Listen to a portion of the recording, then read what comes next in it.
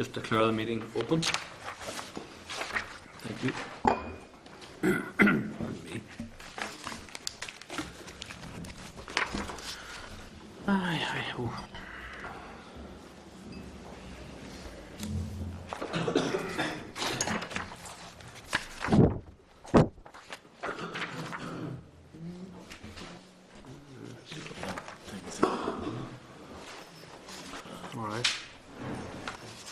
Okay, folks, we're ready to sort of start the meeting proper then. So the meeting's declared open to the public.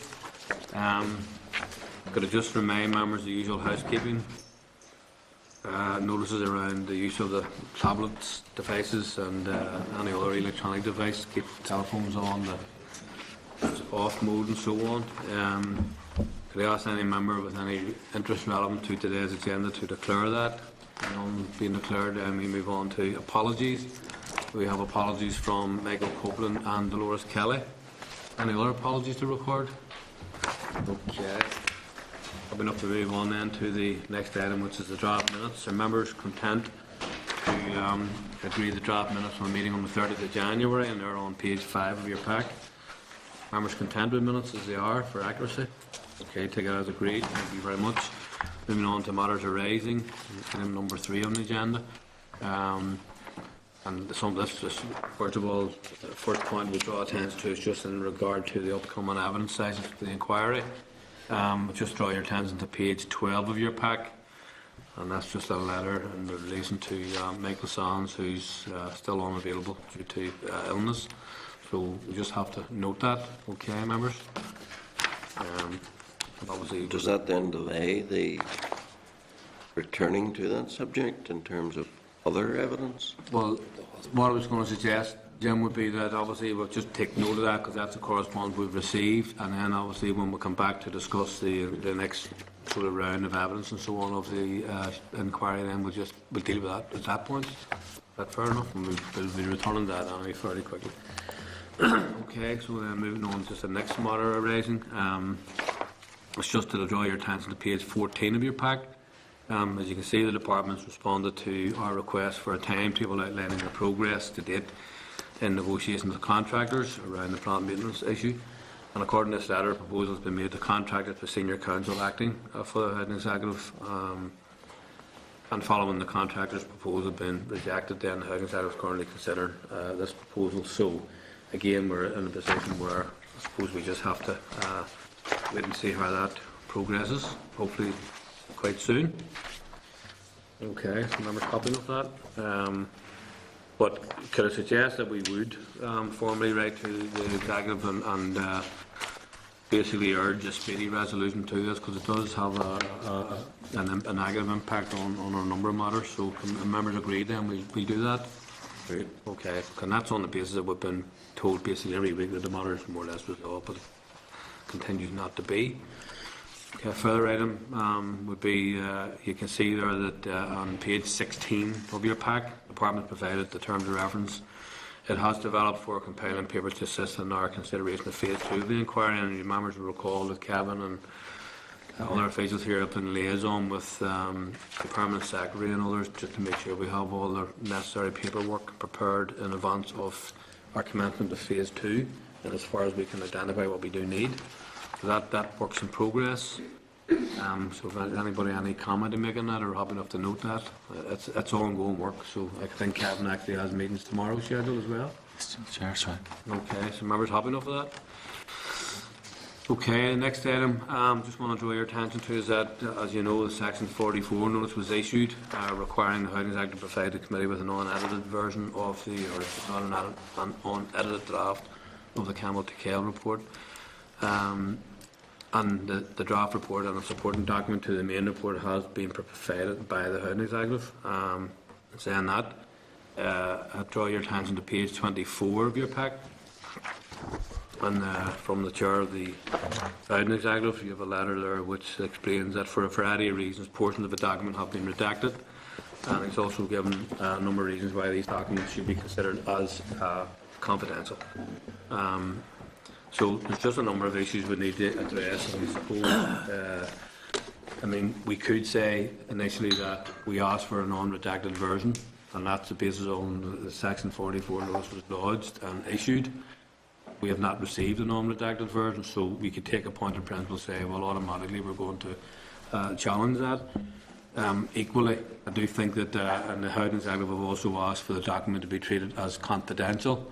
Now, and I haven't looked at the document at all. The only person who has the document so far provided is Kevin, committee clerk, and but it certainly seems to be, to some extent, contradictory, at least because in a cursory examination of the papers that Kevin has received, there would appear to be some information which is in the final report, which was published, which is not in the draft report, for example, which seems to make a bit of a contradiction as to why you want the report, which has now been given to us, deemed as confidential.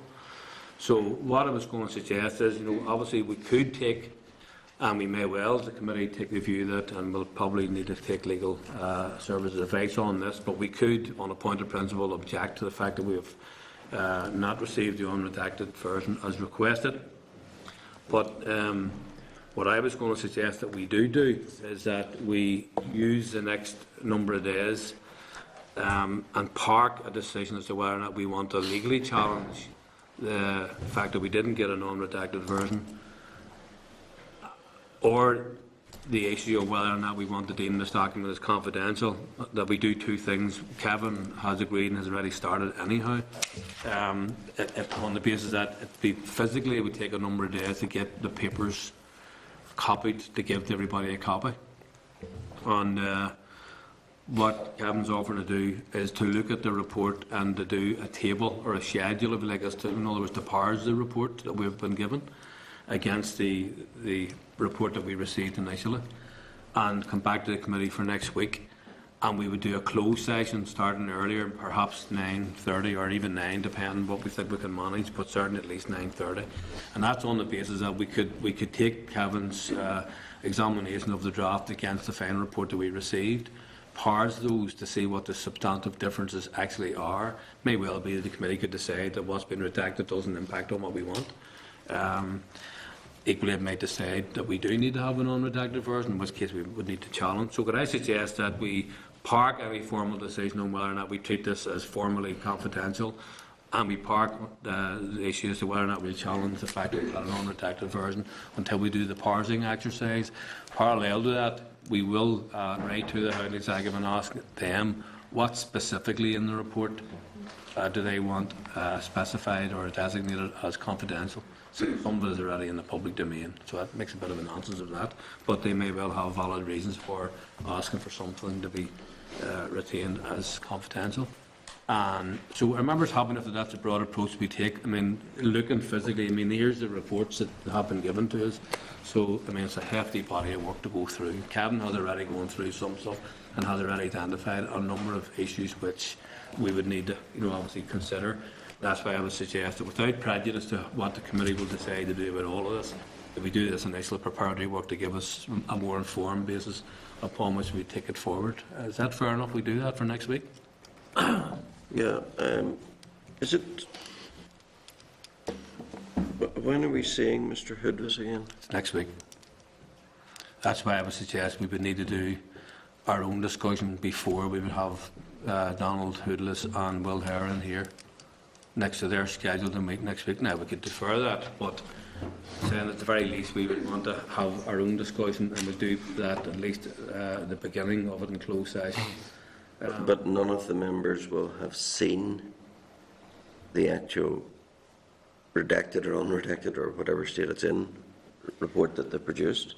Well, we could make it available to members, but we would have to agree. What I want us then to do would be to agree that we will, if you like, self-restricted. In other words, that it won't go into the public domain, because there are issues around confidentiality. There's a framework within which documents here are issued if they're deemed to be confidential. I think each copy has a watermark for each individual member, signed for, and so on. And then there are certain rules governing how they may be used and how they shouldn't be used is equally important. I suppose my concern is that we meet next Thursday morning, we get a briefing from Kevin, and no doubt it'll be very full and informative, but we then are straight into meeting Mr. Hoodless, Well, you would have the without the papers from... advantage of knowing a great deal, maybe, of, or coming to terms with a great deal of opportunity to come to terms with what is or isn't. Well, you will have Or aren't the the changes? average paper in it's the start of the week, actually. Ah, right, right, You'll have it in advance of your meeting, like at least a couple of days or more, maybe. right. Yeah, well, I think if we have it in advance, and if there's a particular point that a member wants to see for himself or herself in the report, can that then be facilitated? Yeah, absolutely. Yeah, Yes, Chair, there still is the option, that Yeah. the paper and the report could be made confidential, released on a confidential basis, and then at next week's meeting, the committee could decide to, as it were, to review the confidential Yeah. nature of the report and whether you just want to treat it as restricted. Yeah. It's treating the report confidentially. There's a number of practical issues in relation to the individual marking for each individual member. That will take a little bit of time. It would be helpful, as the Chair said, what would be, in effect, a comparison between the draft and the published report to indicate where the changes have been, and leave it up to members' own assessment of whether or not those are significant. There are a significant number of changes, as I said to the Chair, but whether either individually or cumulatively those changes are deemed to be actually significant is entirely down to the members. So it's potential, Chair, that the members could have a confidential report and the paper produced at the early next week in advance of Thursday's meeting, and then the committee can decide in closed session at next week's meeting whether really there are grounds to continue treating that report as confidential, or whether it should really be downgraded. But next week, we also have Mr. Hoodless coming through the door to sit here to discuss these issues. Is that going to be on a private, confidential basis, or is that a public session? I think we have to decide ourselves, Jim, whether or not we want to treat the thing as confidential or not. We may decide on the basis of the comparative report that CAM will provide, plus anything additional from the Housing Secretary which might convince us or otherwise as to whether or not they want the report or elements of it confidential. It's up to this committee to determine whether we will decide that or not. And all I'm saying is let's give ourselves a week's breathing space, so without prejudice to what we'll decide next week, whether we want to retain the thing confidential or not. Obviously, if it's going to be a confidential report and we accept that that's going to be the case, then that would then determine or at least shape to what extent we'll have an open public discussion with Donald Hoodless and Will Her next week. Because we made to say, for me, I would imagine next week probably won't be the one-off discussion that we'll have with Donald and Will over that report. But if we bring Mr. Hoodless in next week and say, we've decided this is a public session, and we're going to discuss issues with you that are in this draft report, and he says, well, I'm not happy with it being a public session, where do we go then? Well, we would have options, and we'll bring Kevin in every second. We could have options as well if we could go in the closed session and determine whether or not, we accept the validity of those arguments or not, or say we're not, in which case we might be into a headlong argument with them, if you know what I mean, as to whether or not we want to challenge the whole thing. So I think we'll have to, really what we're really trying to do here is give ourselves a comparative analysis of whether or not the report merits being confidential or merits being dealt with in closed session, or doesn't merit an actual formal challenge as to whether or not we want this unredacted version or not. I suppose I'm just wondering, not that I want to push it way down the track, but ideally it might have been better to have had next week's discussion to see where we're going, and then Mr. Hoodless the following week. Maybe that's not an option. Yeah, Chair, just on next week's briefing, just remember, it wasn't actually to be concerned about the content of the draft report, because at that point, when the committee decided to call Mr. Hoodless, they didn't have their draft report.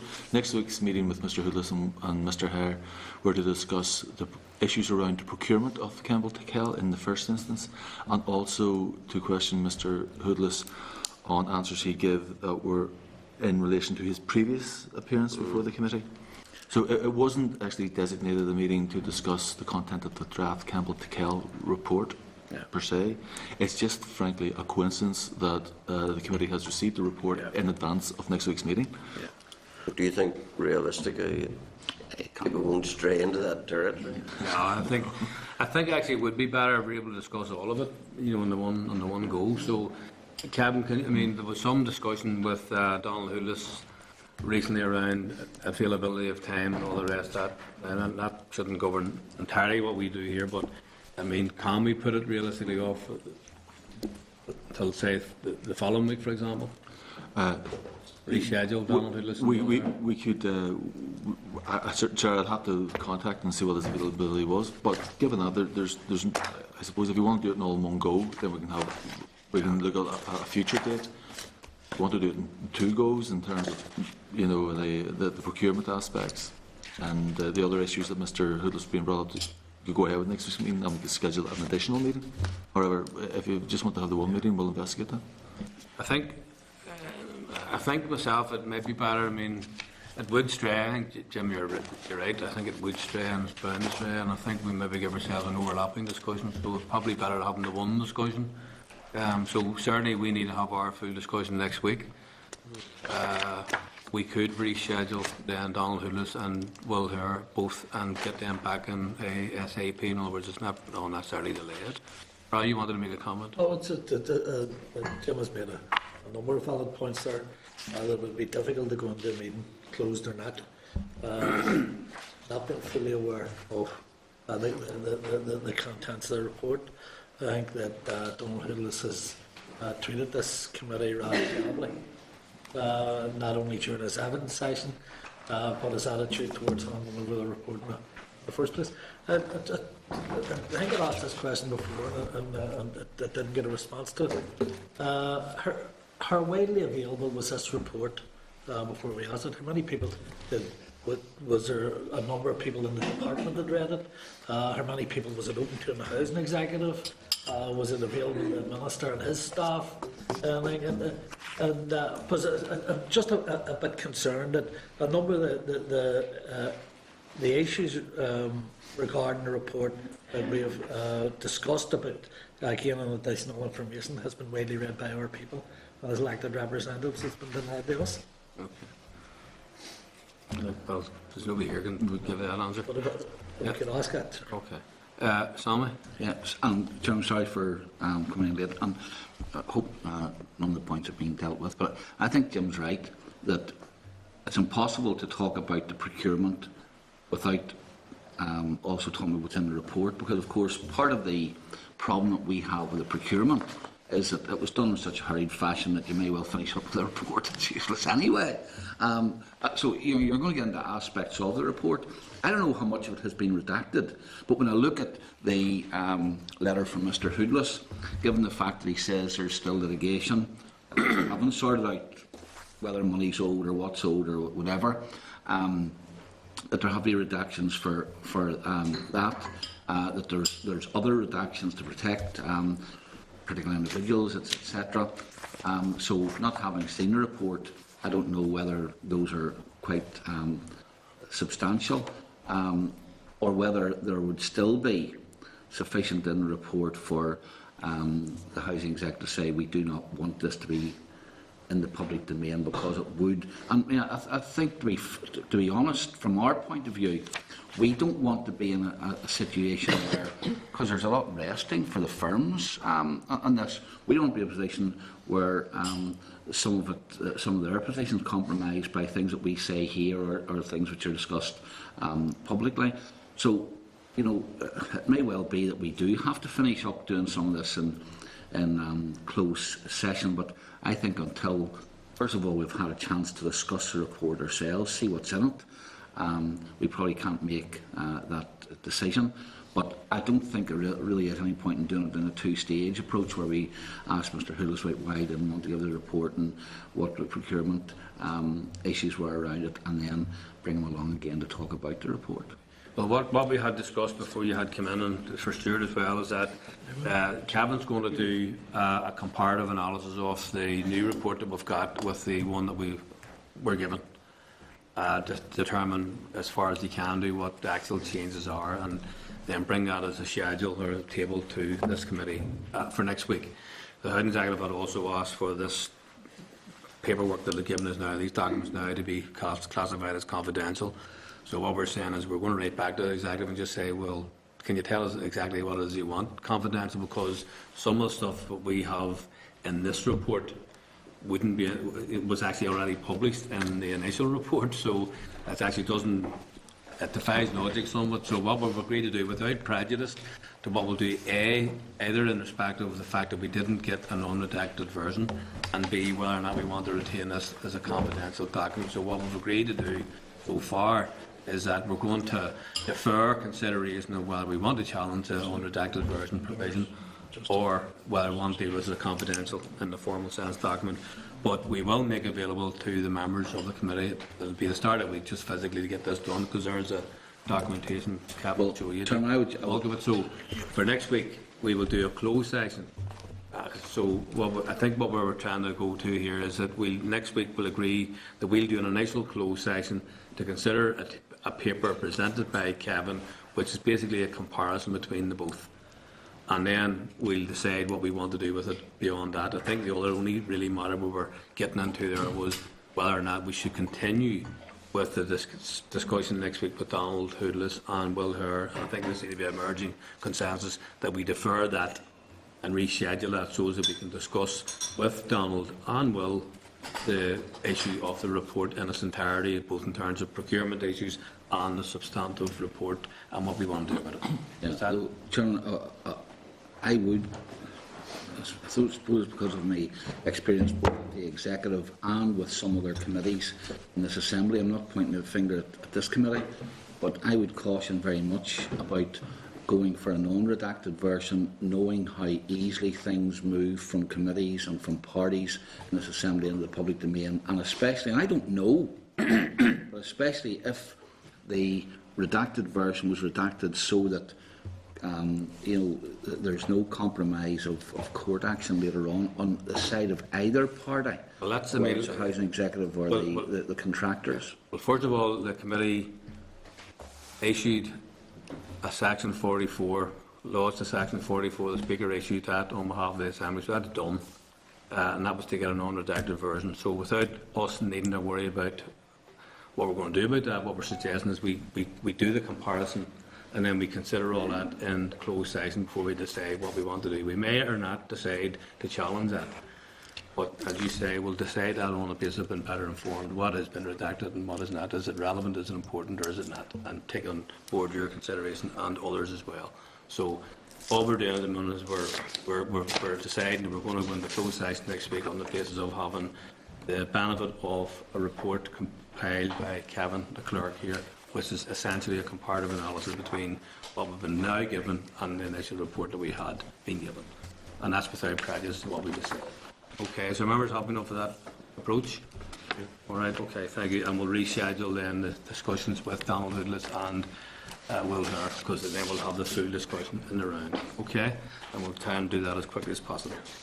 Members will get a copy of the report that's been given to us, the documents. They're a hefty volume, so it'll take a bit of time to physically get that prepared, but you will have that on the table, the comparative analysis from Kevin at the very start of the coming week. And we're asking people they need to treat that with restrictions, so we're self-restricting. Will we have it by Monday, Chairman? It'll be either Monday or Tuesday. We'll try for Monday. I've essentially constructed a list of where the differences are, and there's many of them. But it's just that we don't have an electronic version of either of these documents. So literally the physical work of putting these together for members and individually watermarking them might take us a little time. But we're going to aim for Monday. Yes. Okay. Well, Chair, can I just say also, we did ask members a while ago when they were receiving confidential documents to provide us with a name of a person who could sign, and not all members have done that. I think it would be preferable if we were to advise members when the documents are actually available, and perhaps members or their staff who they've named could come to our office and sign for the documents, and then we could hand them out there. Okay, members happy with that? Yeah. Okay. Can I ask I would appreciate if it could be Monday, because in London Tuesday, from Monday night until Wednesday evening, so just to get a chance to look at it. Okay. Could we ask that Kevin give us an insight into the scale of the redaction? You know, are we talking about chapters? Are we talking about the odd word? In his report, could he just quantify that somewhat for us? Okay, members. Thank you for that. Moving on then, just again to note then, remember this is still under matters arising. We note that the committee received a briefing on landlord registration, and there's obviously reference made to the regulations referring to landlord registration be due for consideration by the committee at this week's meeting. However, just to advise members that these regulations were in fact already approved by Assembly on 24th of 2012 and shouldn't have been lodged with the Assembly this time around. Chairman, see just on that, I had a discussion with the housing rights people on Friday, can't remember, one morning last week anyway. They tell me, and I don't think it's going to be right, but could we check this, that when it comes to the use of that register, that it can't be searched by the address of the property. So if I want to find out who is the landlord of 5 Main Street, Larne, I can't search it in that way, which makes it, if that is the case, I don't know what the purpose of it is. But could we just check what, for the public, what kind of search can they conduct in that? Can they either look at the address of the property which they're living in, or the property that they're going to rent, and by putting in that address, find out who the landlord is and the details of the landlord? Okay, well, I presume we can issue people with a note around on that. I mean, members did. I'm just making the point that obviously there was a mishap somewhere along the line. I don't know where it's because I wasn't chairing the meeting last week or not, but anyway, it didn't have to be long. You can't get the staff. So anyway, the statutory rule was agreed on the 6th of September 2012. So it's taken a bit of a while to catch up with it. So there you go. So just letting people know about that. All right. So again, final item here for me is that draw attention to your tabled items. The Committee for Finance Personnel has issued a memo to all statutory committees regarding the briefing they received from DFP on the budget bill and the spring supplementary estimates. This is in advance of the supply resolution paid on Monday the 10th of February. Okay, so members note then that the Department has briefed the committee on the budget in March, and they haven't yet scheduled a date for that. So the committee chairs are actually expected then to speak on the Assembly on Monday. And certainly one of the things that would need to be raised would be around the issue of the money's been handed back in the recent monitoring rounds, or particularly the social housing programme. But I mean, Kevin and them will be preparing a reschedule for that as well to assist myself as the chair speaking on behalf of the committee. Okay, and then obviously everybody will then speak as they have the right to do in their own capacities. Okay, members, so moving on then to the next item on the agenda is number 4, which is anti-social behaviour and secure tenancy bill. That's the departmental briefing, and that's on page 29 of your pack. Could I formally welcome Deirdre Ward here, and Willie Brown and Stephen Baird. You're all very welcome to the meeting this morning.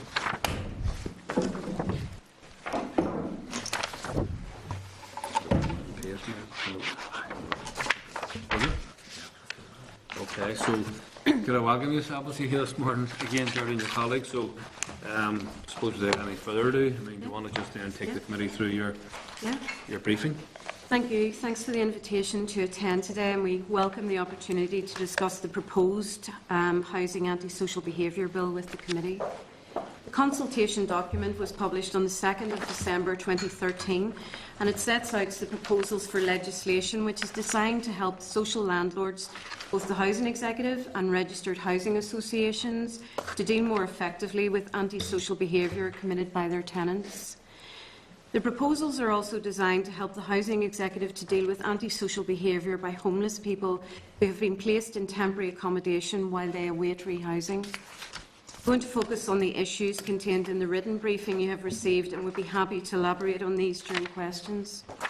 I'll begin with our proposals for short, secure tenancies. Housing executive and registered housing association tenancies are normally secure tenancies. This means that the tenancy can only be brought to an end by a legal process which involves proving statutory grounds for possession. This process can be expensive and time-consuming. Where a secure tenant has been involved in antisocial behaviour, seeking possession of the tenancy is not always the most appropriate course of action. Some tenants may benefit from support which addresses the reasons for their offending behaviour, therefore enabling them to sustain their tenancy without causing further nuisance or annoyance to their neighbours. The proposed bill would involve the creation of a new type of tenancy in Northern Ireland. Our proposals would mean that social landlords could convert secure tenancies to short secure tenancies. This would happen where, within the previous 3 years, the tenant or a member of their household has been proved in court to have been involved in behaviour that would be grounds for possession of a secure tenancy. The short secure tenancy would last for a fixed term of at least 6 months. Housing support in the form of services funded by Supporting People grant is already available and is being used by the Housing Executive. The short secure tenancy is intended to provide a framework for the provision of such services and is based on arrangements which have proved effective in Scotland. The landlord would be required to offer appropriate support to the tenant and to members of their household. Tenants would have the assurance that they would not be evicted during the 6-month term of the short secure tenancy. However, tenants would be placed on notice that if the support is not successful and the antisocial behaviour continues, their tenancy would terminate when the term of the short secure tenancy expires and they would lose their social home. Short secure tenancies would not be appropriate in every case of antisocial behaviour. They would only be used where it appears that the tenant could benefit from some support services designed to help them sustain their tenancy and where their behaviour does not present a danger to their neighbours. That very briefly outlines our proposals for a new type of tenancy to address antisocial behaviour. So we'll move on now to the second of our proposed legislative changes, which is a technical change to ensure clarity in the existing homelessness legislation. The Housing Executive has a statutory duty to secure that accommodation becomes available for eligible persons who are unintentionally homeless and in priority need. The Housing Executive normally meets this duty by offering a secure tenancy in social housing. Persons who have been involved in unacceptable behaviour do not meet the eligibility criteria and are not eligible to be rehoused under the homelessness legislation. The Housing Amendment Act of 2010 clarified this by altering the wording of the legislation from applicant to person, but some wording remains in the legislation that refers to circumstances at the time that an application is considered. Because of this wording, the Housing Executive could be required to offer tenancies to individuals who initially meet all the homelessness criteria but engaged in antisocial behaviour while awaiting rehousing, for example, by damaging their temporary accommodation. This would be contrary to the spirit of the legislation and is therefore proposed to make a technical amendment to the Housing Order of 1988 to ensure that this loophole can't be exploited. The Department is well aware that homelessness is a stressful experience which may cause people to act out of character. If this amendment is made, we will issue guidance to the Housing Executive to ensure the proper account is taken of an individual's circumstances when considering their eligibility for homelessness assistance. This will require the Housing Executive to take account of whether a person's behaviour is, for example, a reaction to the stressful circumstances or events, or whether, on balance, their behaviour suggests that they are unsuitable to be a tenant of social housing. Views received so far on the consultation document are broadly supportive of the proposal. So I hope this gives members a clearer view of the legislation, and we'd welcome the committee's views and questions. Hi, Jerry. Thanks very much for that. Could I just ask 2 points? Yeah. One is around, you see it, well, first of all, could this, when the bill's enacted, can that be then be dealt with retrospectively for every tenant? Or would it only impact on people who would be subsequently housed after the bill comes? It will be from the date that the legislation is enacted, yes. We're looking particularly at the moment at the provision for taking into account antisocial behaviour in the previous 3 years, and at what point that would begin to apply, if it begins to apply from the date the legislation is passed, and that would be our expectation. There isn't usually a retrospective provision. So it would only apply to new tenants, basically, really? Existing tenants, certainly, because it will change the secure tenancy legislation. It will So enable a different type of would it apply tenancy. to people who currently are tenants? So a yes, yeah, Yeah, oh. foreign tenants. Fair enough. Okay, Sammy? Yeah. I'm not too sure what the purpose of this is, other than to give yet another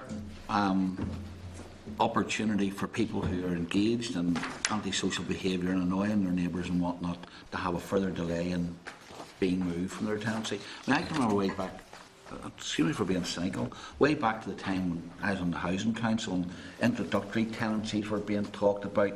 You had 6 months probation and we saw how you would get on and everything else. And, you know, nothing seems to ever be done with the legislation. And if I understand this right, that first of all, if someone is engaged in antisocial behaviour, which should already have drawn them to the attention of the Housing Executive and should have led to interventions at that stage. Now, once they have, and there has to be evidence and there has to be action taken against that antisocial behaviour, they get another 6 months of this short, secure tenancy. So, if the interventions, or maybe the interventions aren't going to happen anymore, people refer, complaints to the Housing Executive. At that time, some warning should be given to tenants. Support is supposed to be given. Will that step still be there, so that in the run-up to a decision that yes, you have been engaged, formally engaged, a formal decision, you have been engaged in antisocial behaviour, there will be counselling, support, help, encouragement, threats, whatever it happens to be. Then, once you've been found that you have been engaging in this, despite all the support you've been given, you're going to give another 6 months. Is that correct interpretation? The proposal is really for an additional option for social landlords. So the existing provision, the options that are available to social landlords will still be there to look at mediation, to look at antisocial behaviour orders for the Housing Executive particularly. But this gives an additional option where it can act as a warning to the tenant to say that there will be consequences, but you have an opportunity to change. So it's an additional tool that will be suitable in some circumstances. But if they've already had that option, are we simply saying we will be prepared to prolong the agony for those people who are affected by this by giving yet another option of delay of any action against people who are engaged in behaviour which is tormenting their neighbours? Because, you know, if they've ignored the first option, I mean, at the minute, the Housing Executive do have the power, after it has been deemed and all of the evidence has been gathered that someone is engaged in antisocial behaviour, to end the tenancy. You're now saying that there will be an additional option, or in fact it looks to me that this isn't even an option, this is just a step which is going to have to be necessary. There'll be an additional step where the tenant can say, oh, but I've got another 6 months because you have to declare a short secure tenancy, you've got to give me counselling in that period, etc. That to me seems just to be kicking the problem down the road, and this is what we have done all the time with this minority of tenants who make life hell for others. So I really don't see the point in this. If we were exercising the existing actions and sanctions that can be used, why is there a need for this additional one? Other than to give the offender yet more opportunities to continue in the behaviour that they've quite clearly continued on, despite interventions which should have been undertaken anyway. It certainly isn't intended as an automatic choice, and the evidence from Scotland where this is used also suggests that in some cases social landlords will proceed to eviction for tenants who are causing problems, and in some cases they will look at the short secure tenancy option. So it isn't the case that this is an additional step that everybody will go through, but we'll ask landlords to look particularly at the type of tenants that might realistically benefit from support. And do you honestly believe that, given the attitude of the courts towards evictions, that if this option were open, that in most cases, people appealing against an eviction will not find that a court will say, you have got an additional option in law here, use that. Well, we haven't. That's a good point, and something we have to consider in how we reflect the guidance that says that we work with the housing executive to say who do we feel would benefit from this additional support for 6 months and who would not. So I think that's devil in the detail in terms of how the guidance could be applied. Well, you know, once you put in the... And in fact, I would suspect that the people who will benefit most from the guidance will be the hardest cases, to be quite frank. You know, here is someone, and I don't know how you word guidance anyhow, that once you have this, it can't apply to everybody, regardless of their circumstances. And, you know, how, well, maybe you tell me, how would you frame guidance if someone has already gone through a programme of intervention by a housing association, the housing executive or whatever, have ignored it, have then it's been decided formally that they've been engaged in antisocial behaviour? How would you frame guidance to ensure that the worst offenders are probably going to be the ones who are causing the most problem anyway, do not become eligible for this further 6 months extension? And by the way, I don't believe it'll be 6 months either, because by the time you go through the process, you know, setting up council and everything else, you're probably talking about a much longer period. But, you know, how would you, in practical terms, how do you frame the guidance to exclude that kind of situation? You're quite right, it is about in practical terms, so we'll have to take the views of our colleagues who are working on the front line in the housing executive and in the housing associations about what do they see coming up on a day and daily basis, and therefore how does it need to work? What is their experience of how it works and where the issues are? And just one last thing, because you've lumped antisocial behaviour along with immoral or illegal purposes. I take it that's when there's been a court decision that it's been used for illegal purposes. How does counselling prevent people from continuing to do that kind of thing?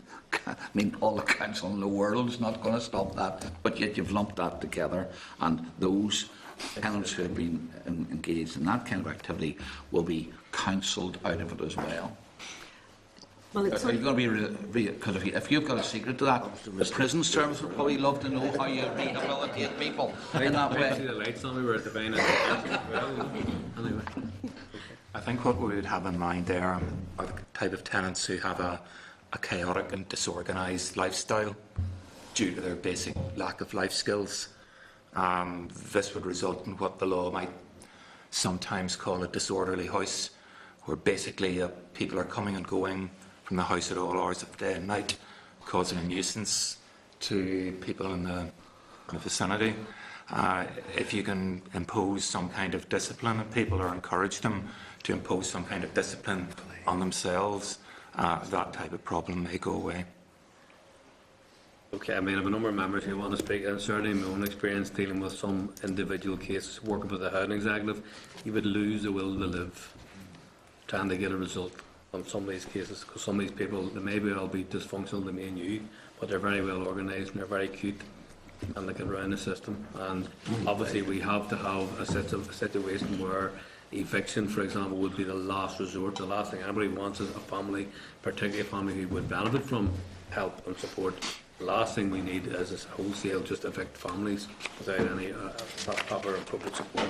But that has to be then balanced with how do you retain sustainable communities, how do you protect other neighbours against people who are just going to be a bad neighbour, and whatever degrees of that actually means. So my experience going through the courts as well, it is actually, and a community would definitely would lose the will to live, and that's a slippery slope into any neighbourhood. Sure, somebody's raised quite a number of valid points, and as I said, this is something I actually spoke to the Minister about on quite a number of occasions. I live in a community that is under severe pressure with antisocial activity, and if you're waiting on housing providers to come up with the answers, and you'll be waiting a long, long while, I think, as Alex said. And even just a clear example, when there was a serious stab in a new block of flats just off the Falls Road 2 weeks ago, and when the challenge for action to be taken right away because there were short-term tenancies in there, the reaction was, well, we're going to brave by security, go by twice a week, and things like that. Now, the people that understand this are the residents groups and the people who work in the cold faces. The thing, and I'm sure they haven't even been contacted as people who would provide valuable information on what I think Alex raised a good point. If there are people there that are under pressure from their children, and there are families like that, then I think there are community structures can move in and try to help and assist in any way. Because I think the last thing that anybody wants is people to be evicted from their homes. But there are people there that just continuously testing. And one of the questions that I had asked in the Assembly a number of years ago, Margaret Ritchie was the Minister, and it was regarding the powers of housing providers to deal with antisocial activity. I was told by Margaret Ritchie that the Housing Executive had guidelines and powers to deal with any eventuality, and I got a copy of the book and read through it. I have to say it was brilliant. But all of it depended on somebody standing up and saying, they done that. In some of these communities, you're not going to get it. Those people are in fear of their lives. So see, rather than just tampering and twisting, and even when you go through the report, anybody sitting and reading that couldn't understand exactly where it is you want to take them to. So all this needs to be in simple English. Explain to people what's going to happen at the end of the day. If it's just an extension of what's there, it's not going to work. And one of the big problems you have, again, with housing providers, and when the last housing bill was going through, a number of people in this committee had argued that you needed, first of all, good sharing of information between housing providers, that antisocial tenants in one area is not moving the other. That wasn't put in. When you continuously ask, hire somebody from one area who caused havoc, was able to be placed in another community, you were told, well, we didn't know. You know, there needs to be a duty put on housing providers to share that information that antisocial individuals or antisocial families are on the move. And the big thing here is that you constantly get told that housing providers have a duty of care to the applicant. They also have to have a duty of care to the communities that these people are being put into, and I think that needs to be done. And I've said a number of times, I get fairly cynical about, Maggie would say I'm cynical all the time, you know, but I get fairly cynical about consultations, you know, because what you read is what you get at the end of it. There needs to be a mechanism there to allow communities to be able to tap into this, and they also need to be convinced that what they say is going to be taken seriously and included in it. Talks about a new housing bill, and I think there's an opportunity here, if there is to be a new bill to deal with it, not to go half-heartedly about it, but sit down and look at what will effectively work in terms of protect communities against those within. You know, I think right across the board there is hundreds of thousands of pounds or millions of pounds lost every year through vandalism. Everybody knows who's done it. There was incidents in the Falls Road on New Year's Eve in terms of death driving and things like that. Most people know who was involved in it. They come from long-term criminal families within things, but no action can be taken by the authorities. And I don't know whether this is going to give the teeth that is required to give communities the power to deal with it, or housing providers. There is a public consultation which is still open until the 24th of February, and we have spoken to Housing Rights and the Tenants Network of the Housing Association and various other groups to try and get their information in. But to be honest, to see in the in terms of the review into the allocations a number of weeks ago, the department done 3 public consultations. I have to say the one in Belfast was held at 11 o'clock in the morning, when most people couldn't make it. It was mostly in around housing providers, and very few members of the public actually knew that it existed at the time. So when you're doing things like this, you need to go into communities and talk to communities. And as a matter of fact, the usual suspects are the people that get invited along or invited to participate. There's a whole world out there besides them, and they're the people that you need to get. They're the experts who have to live with this day and daily, and they're the people that you need to impact on. I have to say, we did publicly advertise for the allocations event specifically, and we did get job in because we were open from 12 till 2. We were open for over lunchtime, and in Belfast and Derry we had people coming in who haven't been able to make the morning event, but they came in the lunch break. Okay. Gregory? Yeah, I wanted to tease a few things out. I was following on what the chairman said about the existing tenancies. I mean, I can see for someone who becomes a new tenant having had some form of legal history, that's fairly clear cut. What happens, as Sammy said afterwards, we shall see what happens there. But I'm intrigued about how this would happen in relation to an existing tenant who presumably has rights in law that previously hadn't been through the court, but antisocial behavioural tendencies started to emerge, them having their existing tenancy intact. Do they go on to a short secure tenancy as a result of the behavioural change leading to a court hearing, or what? How does their status in law change? It's subsequent to one of the relevant convictions of an antisocial behaviour order, so it will be an individual who has already been found guilty in the court or been awarded an injunction or an antisocial behaviour. Right.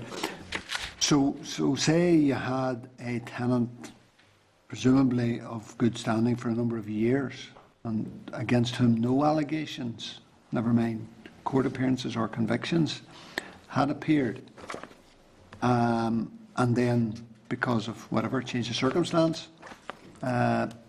antisocial behaviour begins to become apparent, then resulting in court appearance. Does that court appearance and conviction automatically translate them into the new type of tenancy? No. The landlord then has the option, basically, to Put them into the new tenancy, into a short secure tenancy. Right. And how would that work? If you had somebody with a previous clear record and then, as they might put it, a single misdemeanour which resulted in a conviction, is that an automatic right by the landlord? And if so, how would the tenant plead mitigation because of their previous good record? Yeah. It would depend on how it came to the landlord's attention that this was a tenant that was causing an issue. Usually it would be if complaints are made against the tenant, for example, to the landlord, that's how they would become aware of the antisocial behaviour. So,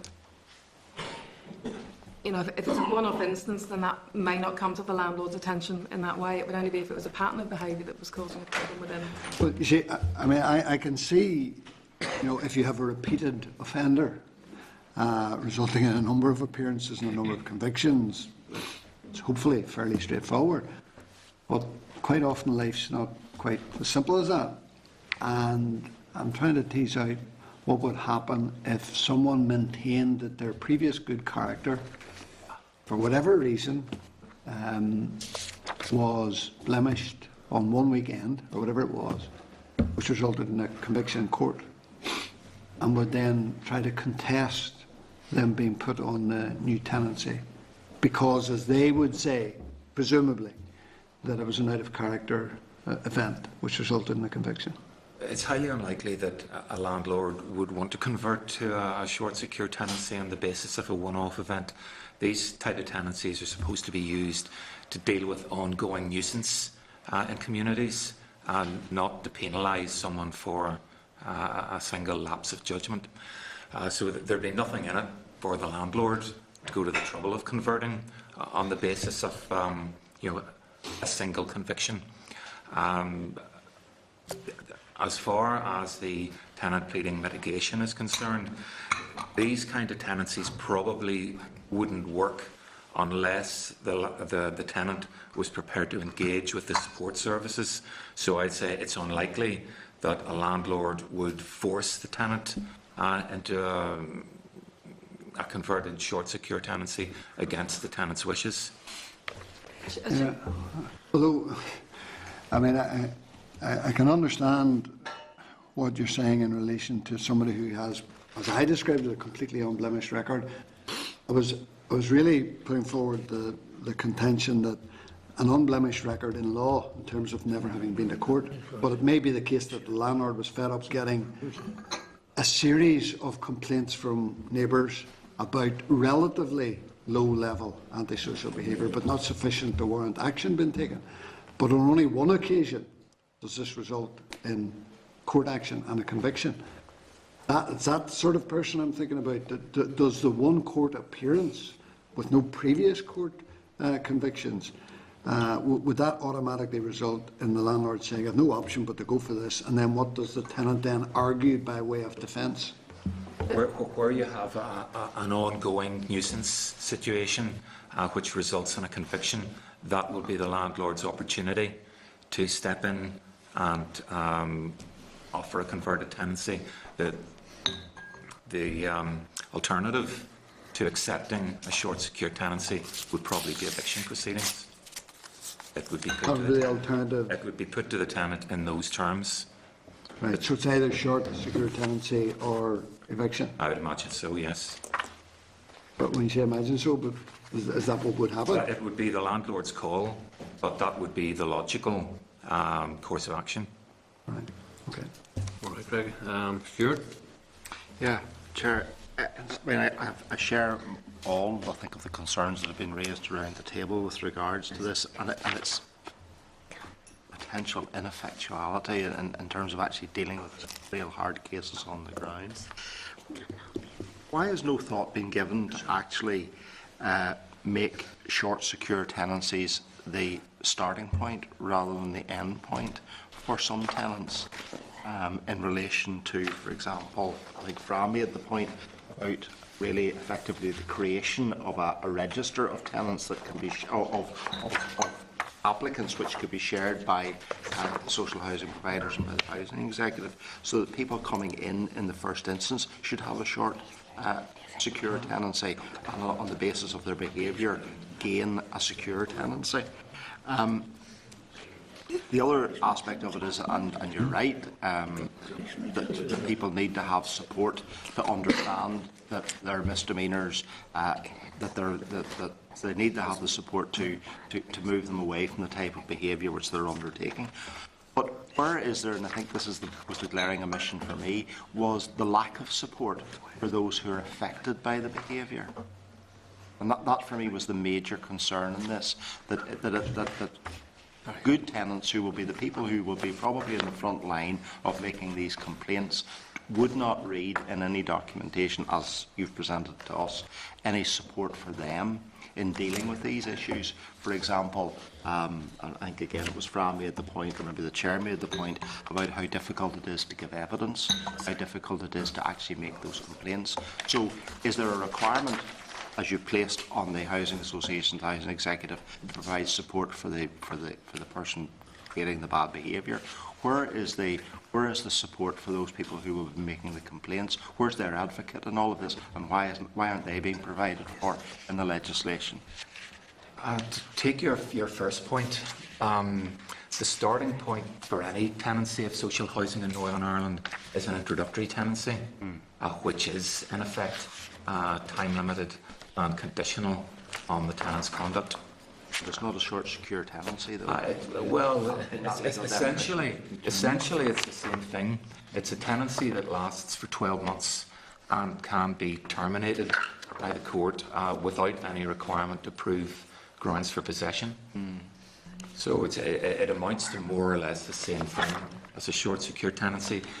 In Scotland, which we have used as our model for these short, secure tenancies, they use the Scottish short, secure tenancy for the purpose that we envisage, and also as an introductory tenancy.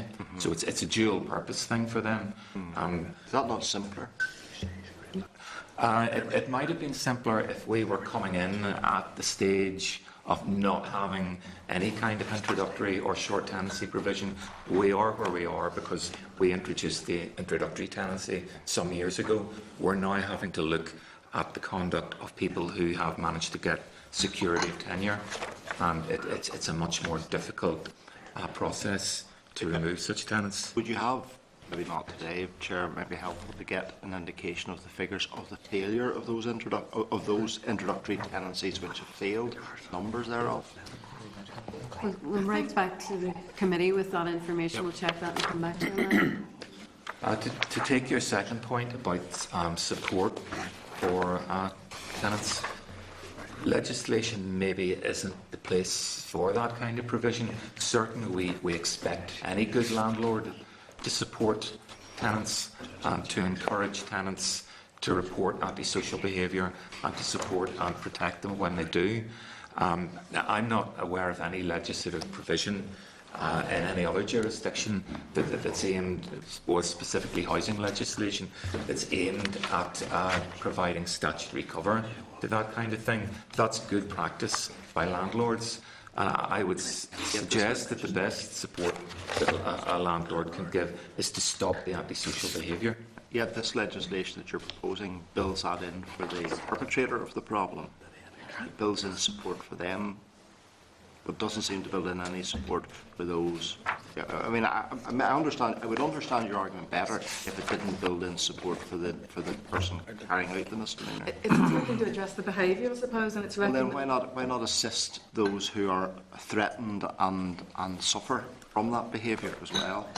Or at least in an appropriate code of practice, if not in the legislation, at least in an appropriate code of practice, make it a requirement on social landlords and the housing executive to deliver an appropriate level of advocacy and support for tenants affected. Look at that. We'll take that forward in thinking about the next stage if we get to that point around what should be in the guide. So Yes. we'll take that point forward. Thank you. Is that you, Stuart? Yes, thank you, Chair. Okay, Jim? Yeah, I want to come back to the points that Sammy Olsen was raising with you. In your consultation, you very deliberately chose to follow the Scottish model, but you had the English model of demoted tenancies, which are much more, can give a much more summary outcome. Your consultation at page 19 expounds on page 54 of the pack. In that case, the landlord can much more swiftly terminate a tenancy and doesn't have to go through all the hoops that you're setting up in respect of the Scottish model. Why, therefore, did you turn your back on the demoted tenancy possibilities? It was something that was proposed for I think it was the 2010 Housing Amendment Act, and it was consulted on, is my understanding. And the responses to the consultation at that stage suggested that a number of our stakeholders weren't happy with the English approach of demoted tenancies. They wanted some kind of safeguard around tenants' rights rather than, as you say, the summary eviction. So there were a number of suggestions in the Scottish model which involved the support option. But this is a fresh consultation, is it not? Yes, this is. It was left out of the 2010 Amendment Act on the basis of the consultation responses. We looked at it afresh. Yes, but you're now consulting On the anti-social behaviour bill. So why is it not in there as a viable option? Why is it just glossed over? Because we'd previously consulted and felt that stakeholders weren't happy with that approach. With the Well, demoted. the feeling that you've been absorbing around this table this morning, I would have thought, is that there's a lot of unhappiness with the mollycoddle approach. Are you not getting that? I can appreciate that. I think this is one of those policy areas where it's hard to find a one-size-fits-all approach. And the responses we've had from our stakeholders suggesting that adding a support option would be an effective way to provide a range of services. Do you not think if you're bringing forward a bill to deal with anti-social behaviour as to how it spills into housing, that it might have been better in the consultation to lay out more options than one? Simply plump for the Scottish model when you have a working English model on demoted tenancies might have been, do you not think, more broad-based consultation? There was secondary consultation in the housing strategy when the housing strategy went out, because the antisocial behaviour was mentioned in that strategy, and we had consultation responses back to that. And again, as colleagues will more detail on, there was broad support for this model from those consultation responses to the housing strategy, which was last July. Yep. Well, what we're trying to do here is strike a balance between indulging this kind of behaviour and summary evictions. But they're not summary evictions. There's so many steps beforehand. Sorry, a couple of other people that can, so get back in. Introductory tenancy, you have unacceptable behaviour contracts, antisocial behaviour orders. Goodness sake, you have about 50 steps before you get to this. When I All right, sorry, Steve, double the vote. Jim, you finish your... Just one other point. I think I made the first point. In terms of an activator for even your motto, it takes a conviction, does it? Yes. Conviction or injunction? Conviction or an injunction. So something like an informed warning wouldn't count. No, it needs to be something that has been demonstrated in court. Yes. Thank you. Okay, is that you, Jim? Yep. Mickey? And will you want to back in later on? I mean, it's not compulsory, but I'll call you back in again. Thanks for the presentation. Just, you talk about social landlords, presumably that's the executive and the housing associations. So the majority, quite a lot of social housing is now in the private sector. So you could go through all this procedure in an executive or a housing association house. The person who's removed could move into the house next door because it's in the private rented sector. That's possible, isn't it? So it highlights the need for regulation of the private rented sector. You get something like £100 million a year in housing benefit, public money, and yet they're not regulated. So you could have that situation, and I'm not sure, certainly a lot of the cases that we would deal with in the constituency in terms of antisocial behaviour has been in privately rented houses, where the landlords just abdicate totally the responsibility. And because all they're interested in, and this doesn't apply, I mean, there are some very good landlords, as long as they get their rent, they don't really care what happens, because they're usually living miles away and not in the same area. So I'm not sure, I mean, the principle in dealing with the social landlord, yeah, great. But what about the private rented sector, where you have the same problems? Because sometimes, in many cases, the same families who just move in to the private sector. It doesn't equate good legislation when it only deals with a very particular group, in a sense. As you're aware, there's a number of actions around work to be carried forward, looking at some issues in and around the private rented sector. The first of those is landlord registration, which goes live at the end of the month. So it's the first stage, and tenancy, securing tenancies deposits. And so those two pieces of work have moved forward. But there are other actions planned within the action plan from the housing strategy to take that forward in relation to considering regulation around private rented sector. I think the point I'm making is, Fran and I have been in this committee since 2007. We've had 3 ministers. Like 1956. Yeah, but we've been raising this issue because you have a sector that gets a huge amount of public money, totally unregulated. Registration of landlords is a very, and we were told by previous ministers, it was a very light touch. But the difficulty is with antisocial behaviour in the private rented sector, that happens on a regular basis, and this is not going to address it. It doesn't matter whether the person goes to court or not, unless the landlord is regulated to take particular action against antisocial behaviour in their premises or whatever, then it's not going to work. And I think, this has been going on for years. And now, for the first time probably, we have the private rented sector actually dealing with more social housing tenants than the social, like the executive or the housing associations. So that's something that really needs to be addressed. And you're dealing with a particular sector, but it's not necessarily going to solve the problem in many of our constituencies. And hence the other work within the Housing Strategy Action Plan to move forward after landlord legislation is live, to take the next steps and move forward on that work. So you're quite right. but it's an ongoing process. So the first stage is the Slow process. registration, and then moving forward from there. Okay, I have a couple of contributions, Fra, and then bringing somebody back. It's just a couple of points, but it's an interesting point that Jim had made. You know, one of the most difficult things that housing providers have, even getting into court to deal with these things, they have to go to great lengths, maybe antisocial reports filled in by tenants and things, and the vast majority of them fail. And there is a level of frustration there among them.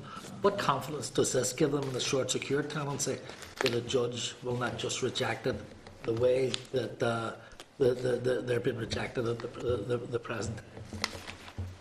I mean, this would, where a tenant has one of the convictions or injunctions against them, this would effectively remove the need for the social landlord to do that duplicate work really of collecting evidence and getting witnesses and bringing a separate case to court in relation to seeking possession of a secure tenancy.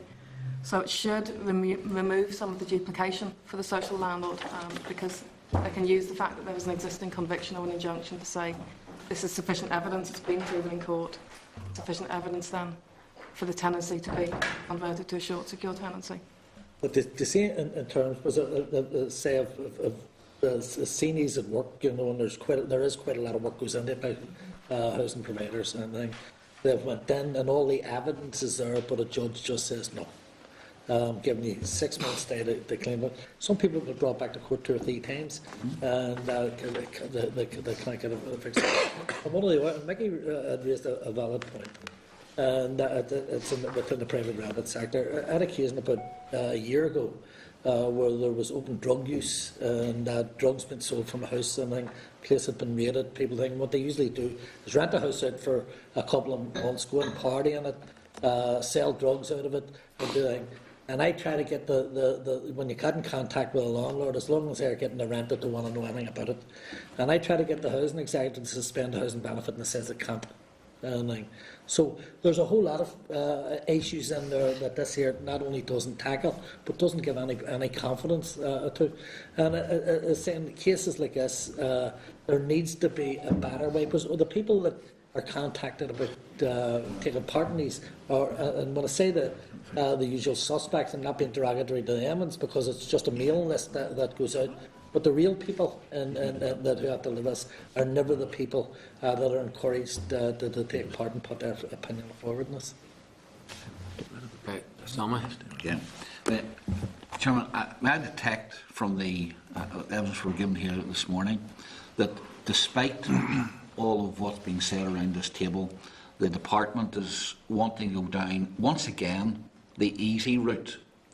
And, you know, I would just love some of the people who make the decisions on this and who draft initially the legislation to have to experience some of the issues that we get brought to us as constituency representatives. I think that there would be a far, far less laid-back attitude in this. And, Stephen, I've got to say to you, you know, in answer to Jim's question about token or demoted tenancies, this is not some summary justice on some poor individual. By the time anybody reaches this stage, they'll probably cause mayhem for a street full of people, maybe an estate full of people, and they've had every possible chance. They've had introductory tenancies, which the housing executive ignore. I'll be interested to see what the figures that you get for Stuart's question. I suspect there's not too many introductory tenancies, even when there's been evidence of antisocial behaviour, grave antisocial behaviour, are ever terminated. I suspect that'll be the answer we get. And you can go down to, you can have acceptable behaviour contracts, then all of the evidence that has to be gathered to get an antisocial behaviour order. And by the way, you know, this actually dilutes, in my view, the ability of the courts to impose one of the sanctions that they can impose with an antisocial behaviour order, which is to say that the tenancy has to be terminated anyway. Because now you're giving the court the option, well, we can counsel these people out of the way that they're behaving. And you know, I don't know who the stakeholders were you consulted, but regardless of what the stakeholders have said, I hope that the views of heard here this morning will eventually be reflected in the legislation. Just on one other point, if you are going to move down the road of making private landlords, and Mickey's made a very, very important point, there's no point, because one of the fastest growing sectors is the private sector, there's no point in having them exempt from any of this. But how on earth does a private landlord who has got maybe 2 or 3 houses put in place counselling for a tenant who happens to be a bad tenant, and who you now have the option of going for this short, secure tenancy? It might well be that a big housing association, with all the support that it can draw in and the expertise which it has, can put this in place. But if we are really going to seriously tackle the kind of more disparate housing provision that there is within the private sector, then this, to me, is not a practical option. And and if anything, it's going to make life difficult. Some wee old woman who owns 2 or 3 houses, is she going to have the expertise or the knowledge, or even going to bother wanting to put all of this in? And that's why I think if you've reached a stage where somebody has got a conviction or got an antisocial behaviour order against them, and that is not, taking up Gregory's point, that does not happen as a one-off thing. In fact, my experience is that you nearly have to be a mass murderer to get one of these antisocial behaviour orders against you, and it has to be constant. So it's been well proven at that stage the person is, and the family or whatever are not open to change. That being the case, then how do you ensure that the private sector is capable of carrying out this yet further sanction, which, as I say, only prolongs the difficulties for people anyway? I should just clarify, it's purely for Housing Executive and Housing Association. No, but if I mean, the point was made in response to Mickey, that the next thing to tackle was the private sector. Now, if this is one of the sanctions which, if we're going to say to the private sector, you're now responsible for antisocial behaviour and for bad tenants. And by the way, here are all the steps that you have to do in the social sector. You can't have something different for the private sector, but the private sector will not have the same ability to deliver the kind of counselling element of this that the bigger social housing associations in the social sector would. The position in the private sector is rather different because there are no secure tenancies in the private rented sector. A private landlord can terminate a tenancy quite easily using the notice to quit procedure, which is not an option for social landlords. Yeah, but even they can be challenged as well. That's true, yes, but it's an easier route. Yes, and you don't think that this being an option in the social sector, with a landlord issuing me with a notice to quit, I appeal to the court is not likely to say, you, Sammy Wilson, should have the same option as somebody in the social sector has. You should be given this second chance, the opportunity to prove yourself, the help to turn yourself around. I don't think the courts are likely to be looking for that kind of leniency as well in the private sector. Okay, I mean, there's nobody else is indicating they want to speak, and maybe just by way of summary, I mean, I think you get a sense of frustration around the table across the parties, and their main concern is, can this be an effective tool? And I think you're getting a sense of there's varying degrees of stringency in this, but people are not convinced that it's going to be necessarily an effective tool. I've dealt with housing cases where the housing executive official would say to me, there's no point moving against that tenant because they can move across the road in their private, and I say there's nothing we can do about it. And it has been a paralysing, a dead-on effect on housing officials. I think what people want to see is, in the first instance, if any family in particular needs support, that support is available and provided to them. We want to see a family floundering because of the need of some social service or other support. But ultimately, there needs to be a robust framework then what communities and the tenants themselves can understand that a certain degree of infractions of being a bad neighbour and antisocial activity, and worse still, has to come to an end at some point by you being evicted. That has to be there in an effective way. So maybe could I just suggest that you've heard obviously a fair degree of cynicism as to whether or not this can be an effective tool or not. So beyond that, I know that your consultation doesn't end until the 24th of this month. There's been some references to the quality and the substantiveness of any consultation. So whatever can be done around that might need to be done. If you could take that on board, Take that on board, yes. take the varying degrees of suspicion by a lot of members here that this may not be as effective as you might think, and obviously come back to the committee with an upshot of the consultations and the department's thinking at that point in time. Is that fair enough? I mean, obviously this committee will then take a more informed view in the consultation with the department themselves. Is that fair enough? Yeah. Okay, thanks very much. Chairman, just on the consultation, I know it's another couple of weeks to go yet, but has there been much in the way of volume of response? Not at this point, no. It wasn't a great time to have I know you can argue sometimes a great time, but January doesn't tend to lend itself to invigorated responses to consultation documents. We have reminders that are due to issue early next week, just that the closing date is coming up. Okay.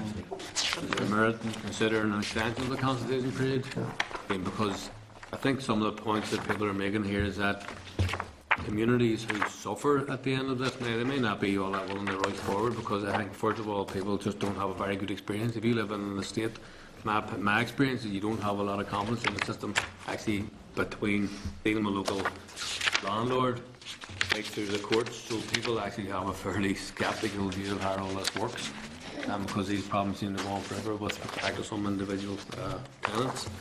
So, I mean, could you maybe want to consider that, to enable further time to actually drill down deeper into people who are directly impacted by way of resident associations and others? Yeah, Chairman, just when the department do that, could I suggest at this stage maybe that we issue a press release in conjunction with that, encouraging anyone who has an interest to respond to that if there is an extended deadline? Because there's not much point in 6 or 9 months' time people saying we didn't know that this was going to be as ineffective as it might be. May not, but if it was, we then go back to when was the consultation, and people then look for excuses or reasons why it wasn't as good as it could have been. And we could all encourage people who have direct experience in this to have an input, okay? There's a number of questions that the consultation document asks. But if people respond outside the questions that have been asked, will that be taken on board? Or is it Yes. Those are just to stimulate thoughts and discussions. certainly done that? Well, it succeeded in that, hasn't it? It worked here anyway. All right. Okay, so Jeremy, Eloise and Stephen, can I thank you, three of you, for being here this morning and dealing very well with the various questions and so on. Thank you. Moving on, members, to the next item, which is the Housing Supply Forum, again on our departmental briefing. And we have Stephen Martin, Francis Royce and Gerard Royce as well. Is that right? Okay.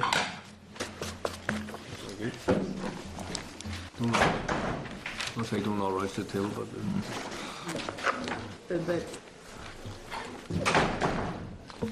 all right.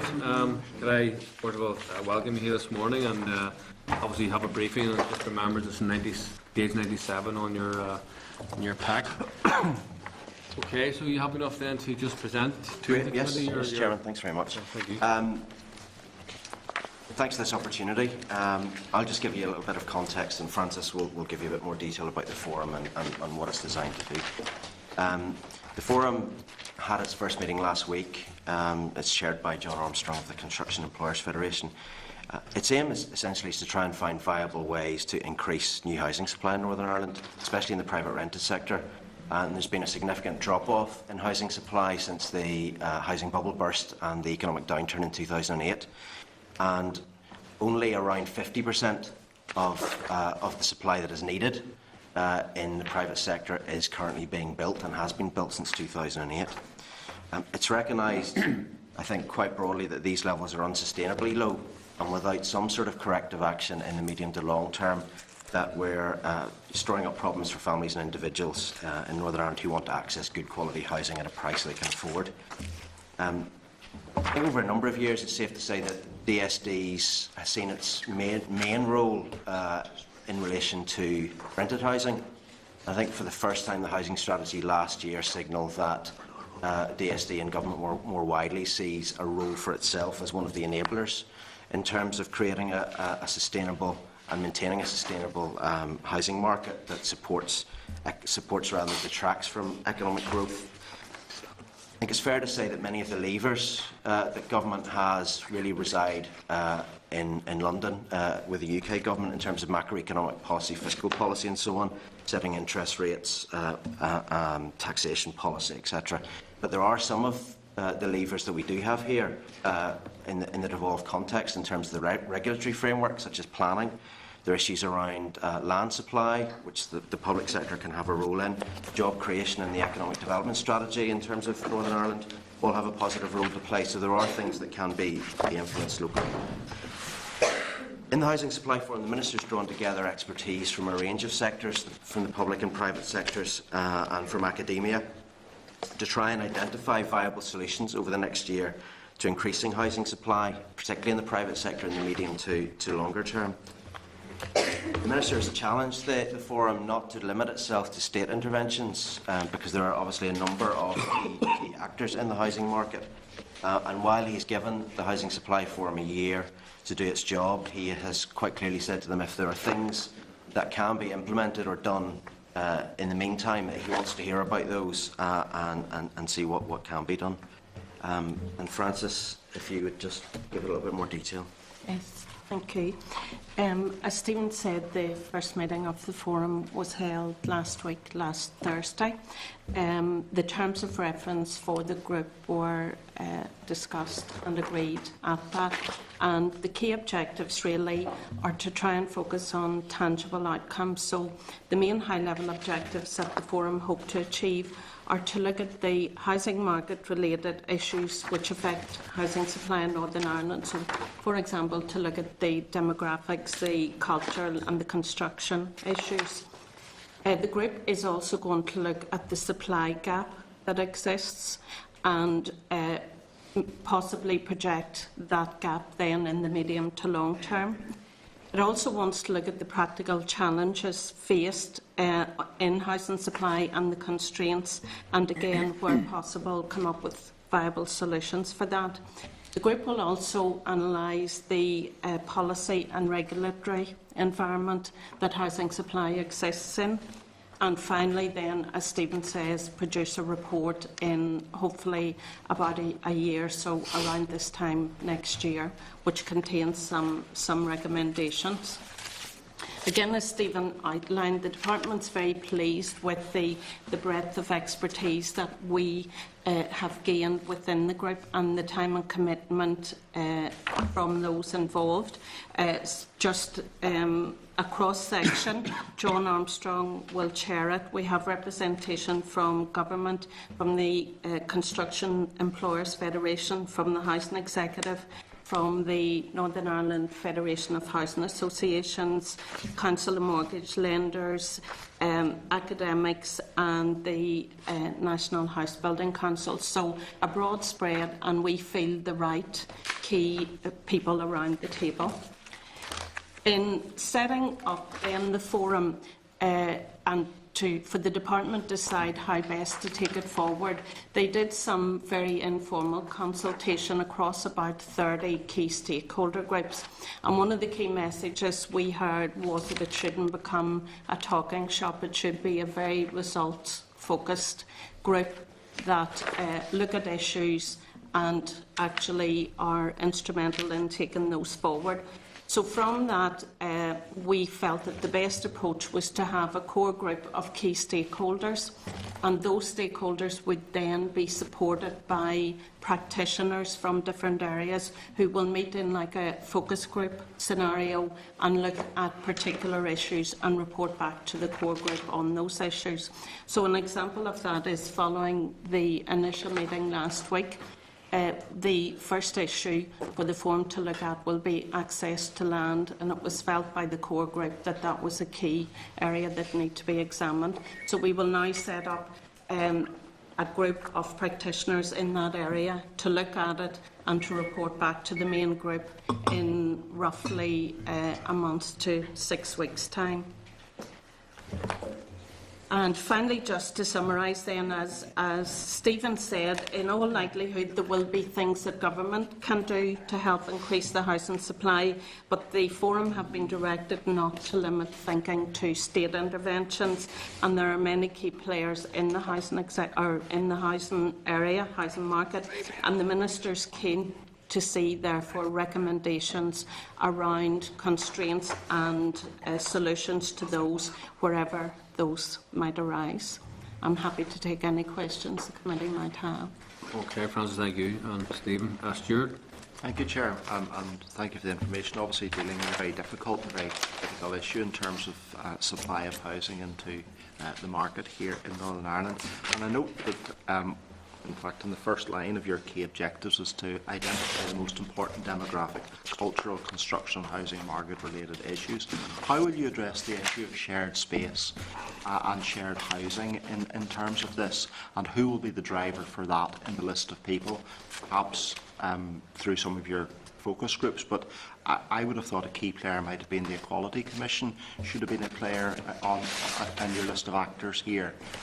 But I'm keen to understand how, having given that as a high-level key objective in relation to demographic and cultural issues, how you will actually address the issue of shared space and the existing separation of housing that we face in Northern Ireland, the one for me, the one for you type of housing programmes that we often have seen. Yes, just a few comments on that. And the first one is this is very much dedicated on supply. However, through the Together Building United Communities process that the ASD is committed to developing 10 new shared neighbourhoods, so there is a dedicated programme to work. In terms of the figures that we have around the private sector, issues of sharing are less significant in the private sector, and generally in Northern Ireland a lot of private housing is shared. I mean, I don't think that's perhaps generally understood, but certainly our understanding from in a range of different localities is that the private sector housing is generally shared. Through the Together Building United Communities process, we're also looking at a review of housing to increase and improve sharing, and we will be commissioning a piece of research through that work. So we're not losing sight of it, but this isn't the forum that we're going to have a dedicated focus on that. This is very much about supporting the aspirations of families and individuals to have a house, to support the economic development strategies of the executive by making sure there's a stable housing market and we don't have another bubble and so on.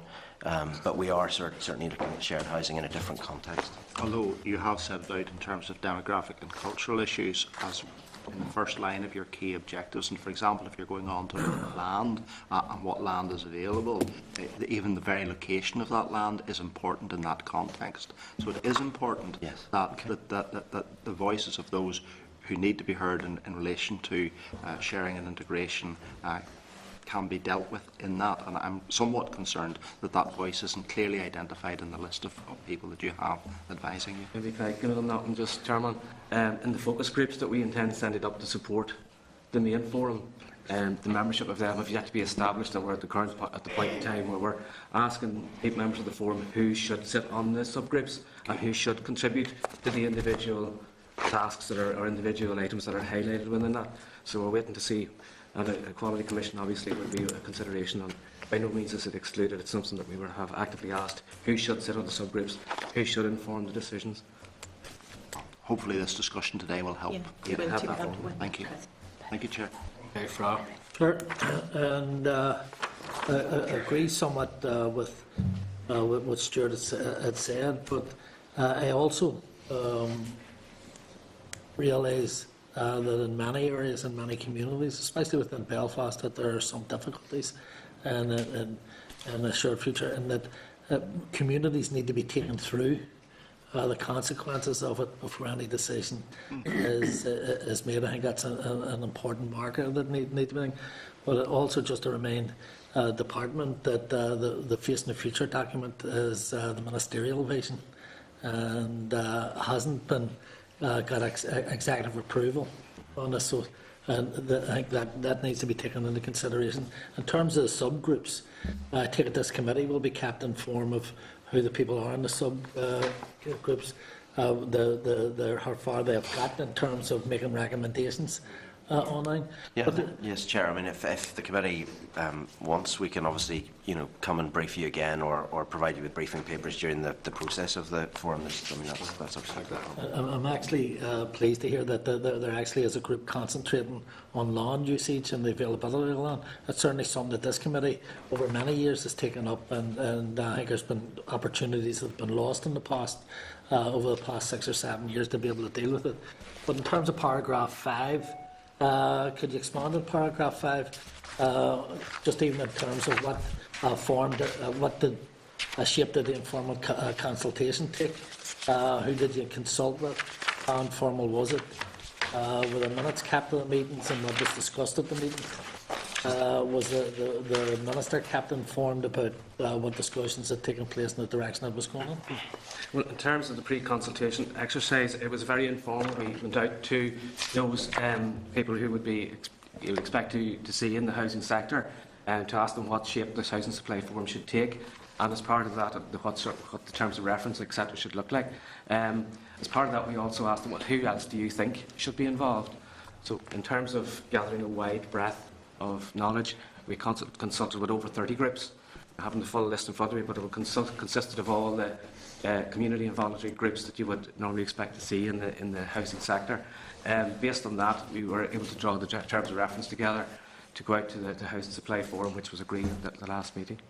I think, the terms of reference were drawn together and then agreed at the first meeting as being appropriate.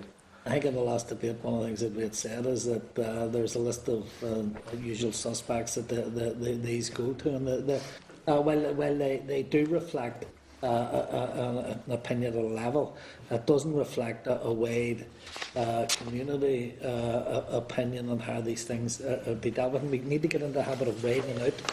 If I can come just back on that point, Chair, I think Mr McCann raises a valid issue. As I said before, traditionally DSD has been focused on the rented sector, and we do have a group of the usual suspects that's been referred to. In this, we've been very much engaging with people who we traditionally haven't engaged with, in terms of lenders, the banks, who we don't have a track record of talking to, developers, both small and large, representative organisations like the Federation of Master Builders. So because this is very much focused on private sector supply, we've been dealing with the kind of key actors in the sector. So we've very much widened our brief from what would normally be seen as our usual sort of consultees to look at a broader range of people. However, if there are other people with solutions, we're very willing to talk to them. So if the committee identifies particular individuals who you feel there's merit in us talking to on behalf of the supply forum, we're very willing to do that. Sure. And just on the back, I think it would be probably easier if we were given a list of the 30 people who were asked to take part in the event. Yeah, I can just again in paragraph 5, it says that you looked at good practice from elsewhere, and there was a feedback on the outworkings. Where would have been a good practice?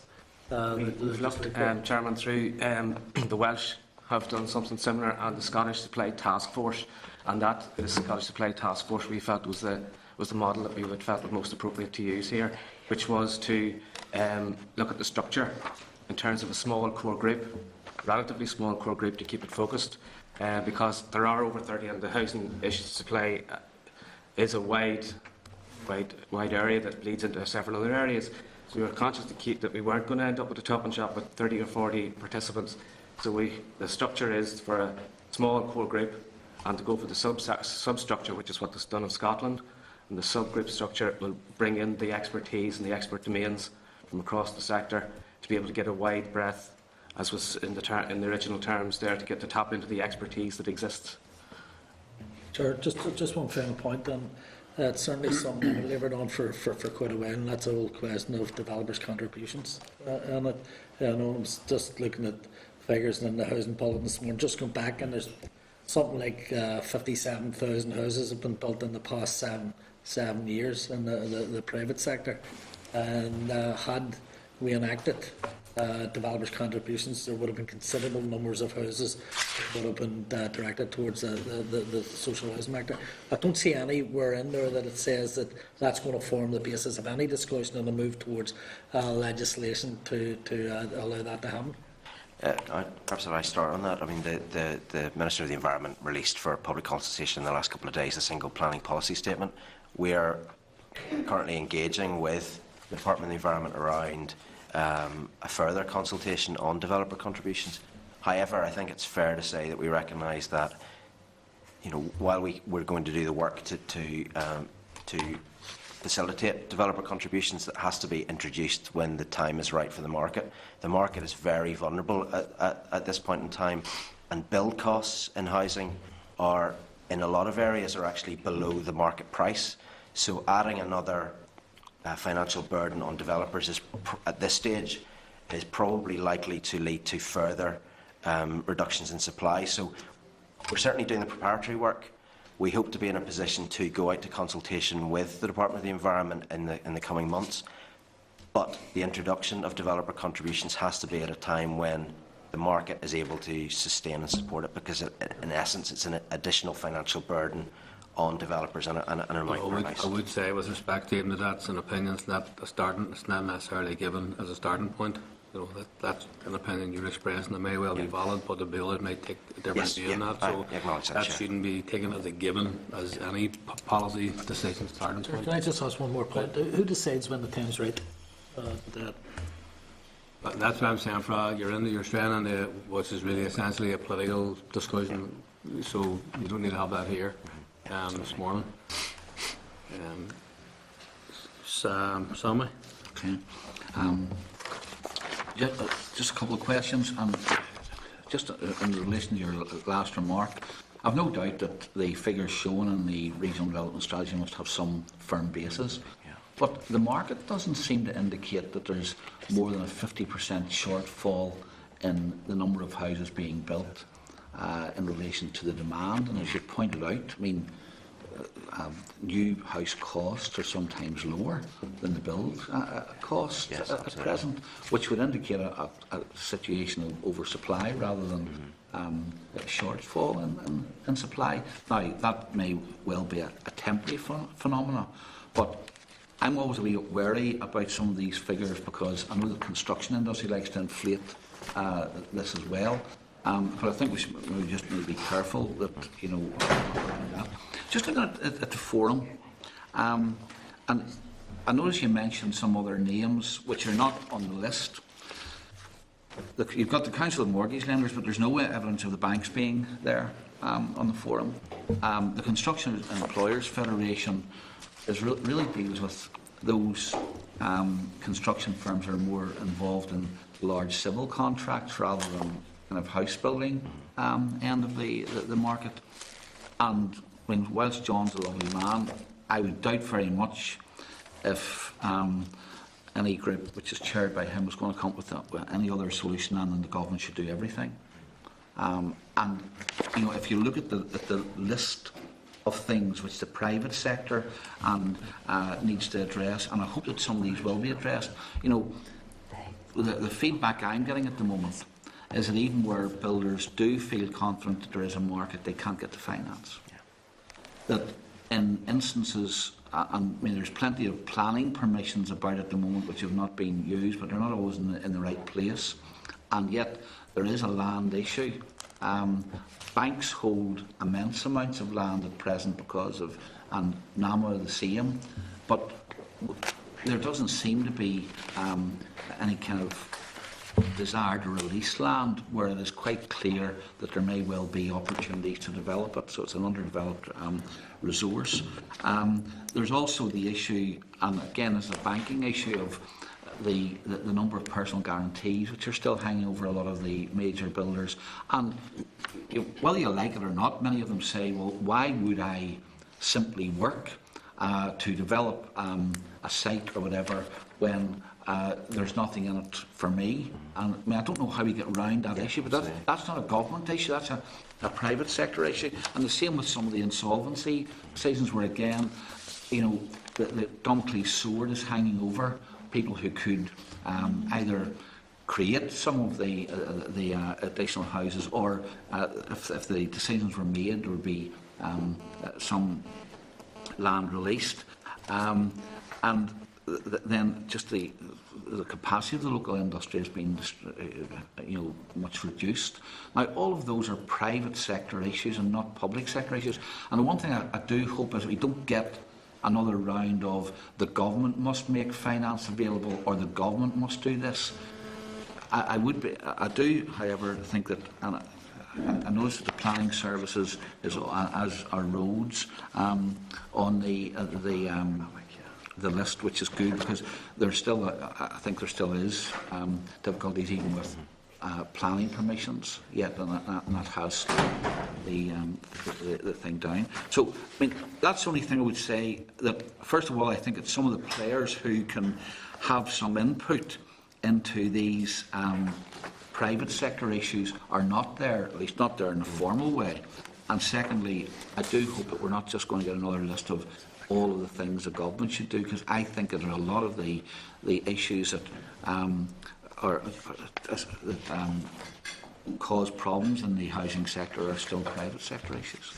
Chair, I think if I start, Francis, the chair of the Council of Mortgage Lenders, he's the head of mortgages in Allied Irish Bank, made exactly the same point that Mr. Wilson made in terms of nobody from development finance. So the Supply Forum has identified an issue around access to finance and development finance, and at that point we clearly need to get people from the banking sector who have a role in development finance and those linked to the bond markets to come and engage in that process. And I think that's a really valid point. The Minister at the first meeting on the second point did challenge the Forum very clearly that this isn't just about state solutions, and it can't be just about state solutions. I mean, we recognise that there are capacity issues in the private sector here. A number of the larger builders became insolvent because of overextending themselves, etc., through the crisis. And there are issues of capacity. One of the challenges that we have given the private sector is to look at build costs, because in Northern Ireland there's been a real reluctance to look at modern methods of construction, and there's still a very traditional tie to bricks and mortar, which is very expensive, very labour intensive, but very expensive. And we've issued a challenge to the private sector through the Forum to look at and promote modern methods of construction, which has potentially a really positive impact as well on the Northern Ireland economy. There are some suppliers in Northern Ireland of prefabricated homes, and actually, building and developing that industry has some potential export potential for Northern Ireland. So there's a potential win-win. I sense some reluctance in the private sector to even consider that, but that's a challenge that we will continue to reiterate, and it's a bit of a personal crusade of mine, so I'm going to continue to challenge. But I think there's some key issues there that we do need to address, but it can't just be about state solutions. Okay, thank you. Mickey, the last speaker. Thanks for the presentation. It's just about the demographic and culture issues that have been contained in paragraph 8.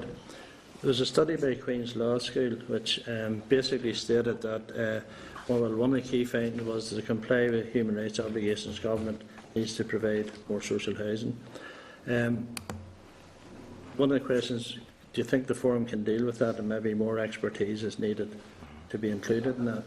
The other thing was, just in terms of the unmet need, because the United Nations Committee on Social, Culture and Economic Rights, they had expressed concern about the unmet need in certain poor areas, as had the European Commission on Human Rights.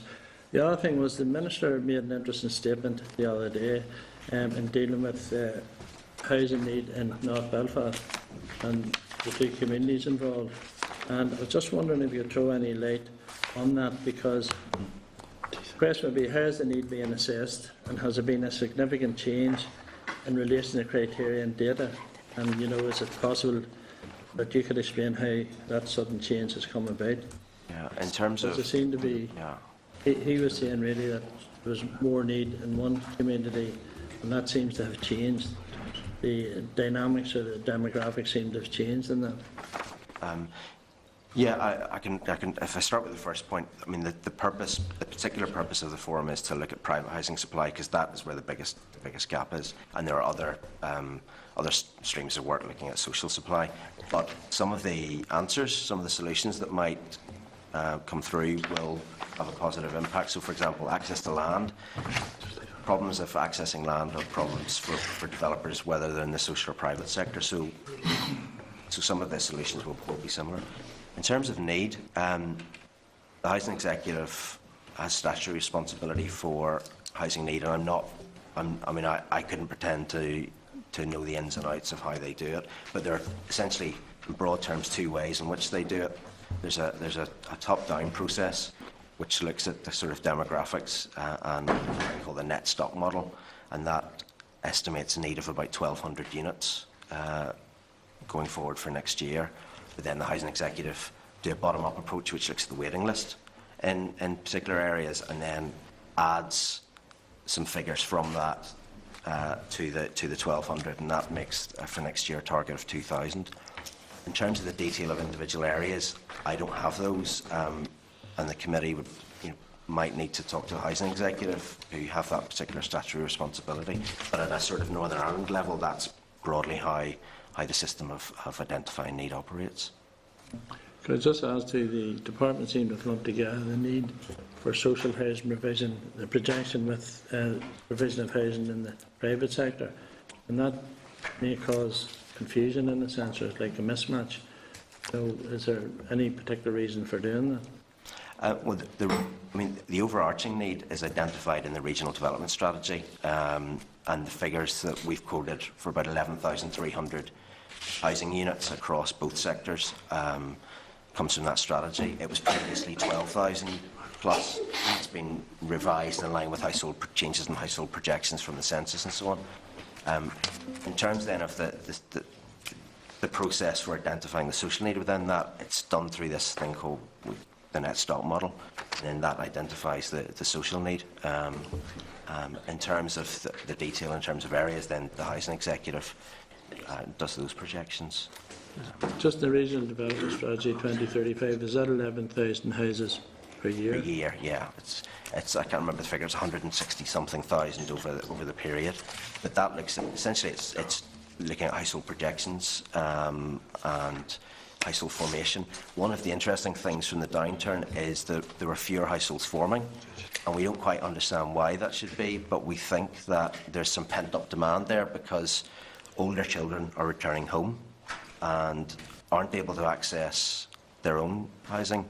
There's some evidence that couples are staying together when perhaps, when times were good, they may have gone their separate ways. So there's some evidence, anecdotal though it may be, that there is some pent-up demand there, but there are difficulties then accessing the market.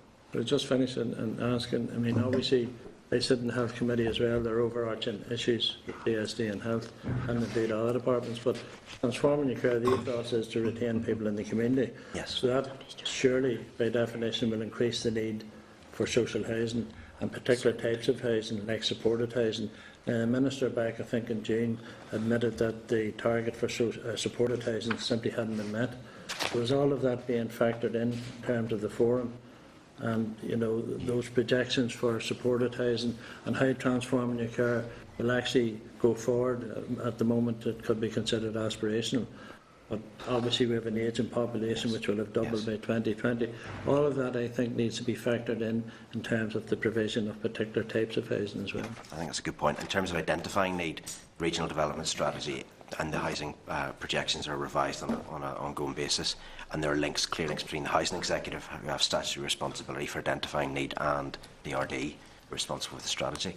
In terms of supported housing, Mr. Brady raises a really good point. There are blockages in the system, and we are currently working with the Health Trust, the Health Board, Department of Health, and housing associations to identify what those blockages are and to try and unblock them, because in order for transforming your care and all of that agenda to be delivered, there needs to be appropriate levels of social housing for people leaving institutions, and at this stage there isn't. So we're certainly aware of the issue. I'm chairing a series of discussions with the various stakeholders over the next 2 weeks to try and identify what the blockages are and what we can do in the short to medium term to start to unblock some of that. Okay. You wanted Just a point around land. You see, I know you were talking about the cost of bricks and mortar, but what is the biggest cost? Is it land itself that they build on? Because I know that you were talking a number of years ago. We were talking about monopoly money to even buy a piece of land to build a house on. And there was a number of suggestions a number of years ago that if there was land within the ownership of departments, especially the department, that could be used as a lever to try and to build cheaper houses. The other thing that is examples from elsewhere where there seems to be different types of build, talking about wooden structure, talking about different structures that can also be built to high environmental standards. Has that been included in discussions that have been held with the forum? Yeah, on the 3 points, land cost as a proportion of a development has come down from around 50% at the height of the market to a much lower level. I'm not quite sure what it is at the moment, but land is not the significant. The build itself is the most significant. In terms of the last point then around the energy efficiency of the prefabricated homes, it is very high, and there's some houses built there by Habitat for Humanity in Madrid Street in East Belfast that are built to a very high environmental standard, and they're prefabricated, and they're timber framed, built by a company in Tyrone. And the second point, in terms of public sector land, the access to land focus group that Francis mentioned is going to be chaired by Scott Wilson, who's the head of asset management in the Strategic Investment Board, and that is a recognition of the fact there is a lot of public sector land. Public sector land could potentially act as a lever for investment in particular areas. So, I mean, that's a really valid point. See, one of the other things, sorry for holding this, Chair, but and it's just on that. I know that, and it's a piece of land, say, that becomes available from another department, not about Department of Health, that it's surplus to requirements, that it's that do the trawl, that there's an interest put in on the land. It has obviously been valued, and the valuation by, say, LPS is 150 grand for a piece of land. The valuation done by a housing association is 50 grand. There's a huge gap in there, and I'm just wondering how it could be that wide. But I've also been told that it's now in the public market, it's now in the open market, and that if there's not a big interest, that somebody could come in and offer 40 grand, and LPS could say, well, where's no any use, we'll give it to you. And that doesn't seem to be working towards a mechanism where land can be got for social housing. Yeah, I think that's a valid point, and part of the work of the Access for Land focus group will be on how surplus public land is dealt with and whether there's a better process than the current one for dealing with that. Okay, thank you. With no other members indicating to speak, just a final point for myself, actually, because you've addressed part of it there a moment ago in terms of there is another issue of affordability, and we've had a lot of controversies, to say the least, around care homes, and then we've had issues around a lack of supply in terms of some supported housing or housing for people with learning difficulties, and there are some good examples where people are able to provide that, but for me there's a problem in terms of A, identifying the need, and B, then providing them on the basis of some level of affordability. So, I mean, I would like some assurance. I think you've already addressed, I think you said you yourself are chairing a particular discussion with health and others, because I do think that the issue of need and affordability also need to be factored into any discussions in the longer run. And organisations like, not looking for the organisations, but organisations like Housing Rights Services, who obviously have a very key role, like they're funded by, if I remember correctly, in part by DSD to sort of help people manage mortgage difficulties and so on and so forth. So people like that would need to be involved in these discussions, because that sheds other light on problems that you've addressed. So I thank yourselves for this morning and making your presentation to the committee, and we'll look forward to continued update on this since it's at least a year project. Okay, fair enough, members. Okay, thank you for that now. Moving on, members, to the next item, which is the item number 6, which is the Traveller's Design Guide. Again, with a further briefing from the department. I think, Stephen, you're still on the up either, and Eilish O'Neill will join you.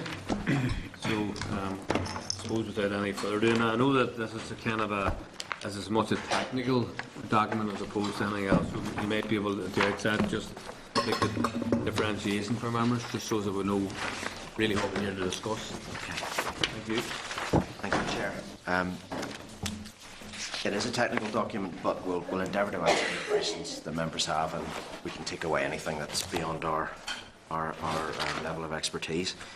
Just to start off, saying that the Housing Executive has statutory responsibility for providing suitable caravan sites and other accommodation for travellers, and this is in Article 28A of the 1981 Housing Order.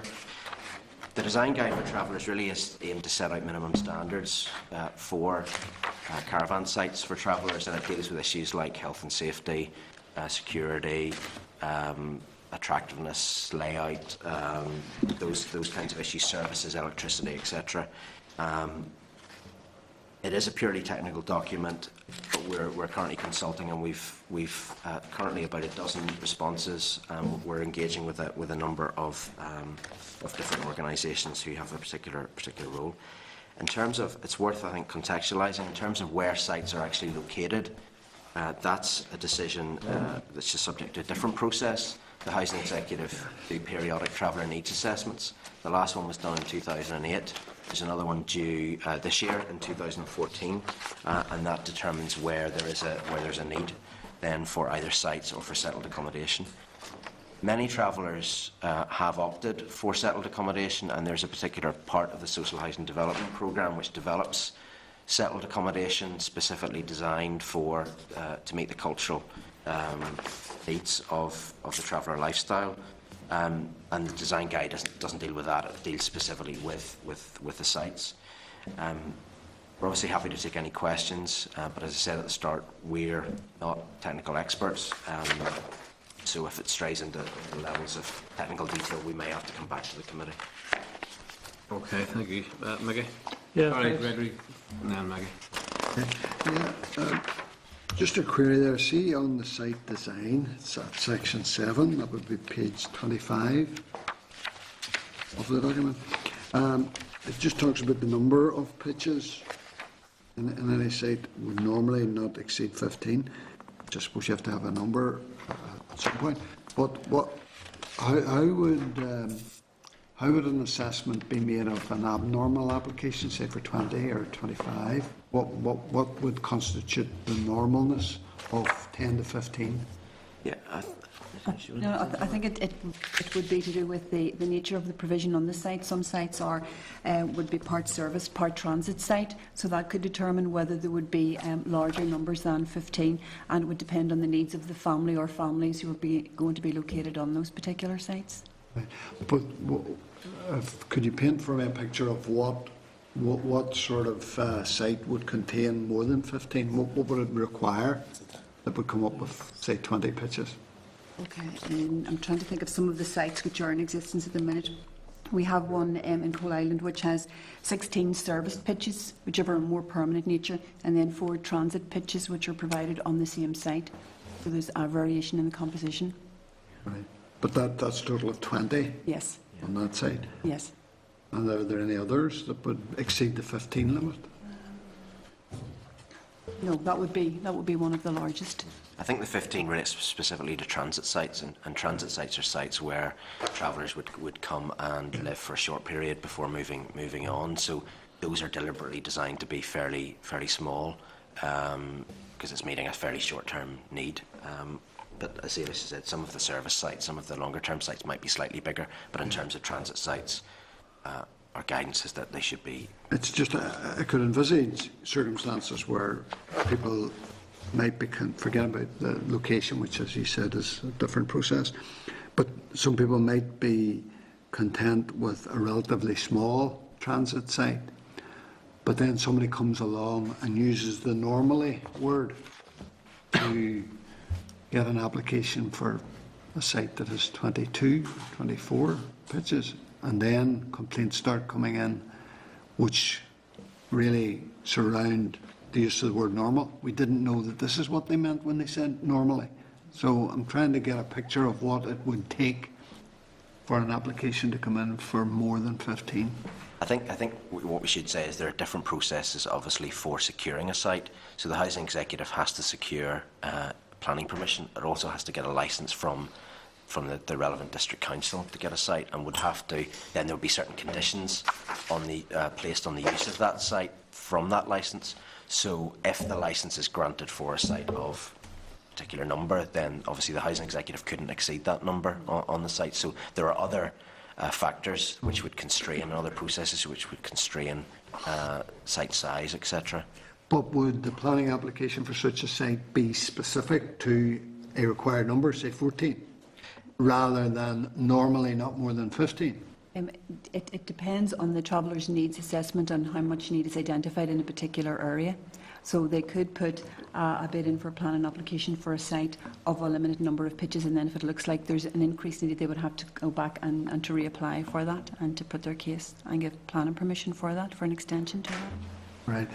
But then could it be the case that a planning application is submitted for not more than 15, which, say, is approved, and then subsequent to the approval, because of demand, then somebody comes back and uses the normally word and says, well, now we require 22? I think there would be, without reapplying for planning permission and a revised licence from the district council, if the licence restricted the numbers of pitches, then the housing executive would be acting in contravention of their planning permission. So they're obviously not going to do that.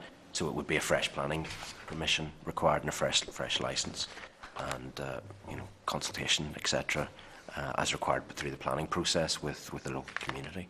So it's unlikely, but we can. I mean, if the committee wants, we can certainly double check that with the housing executive, because they're obviously I think it managing would be this. useful to establish that. Okay. Yeah.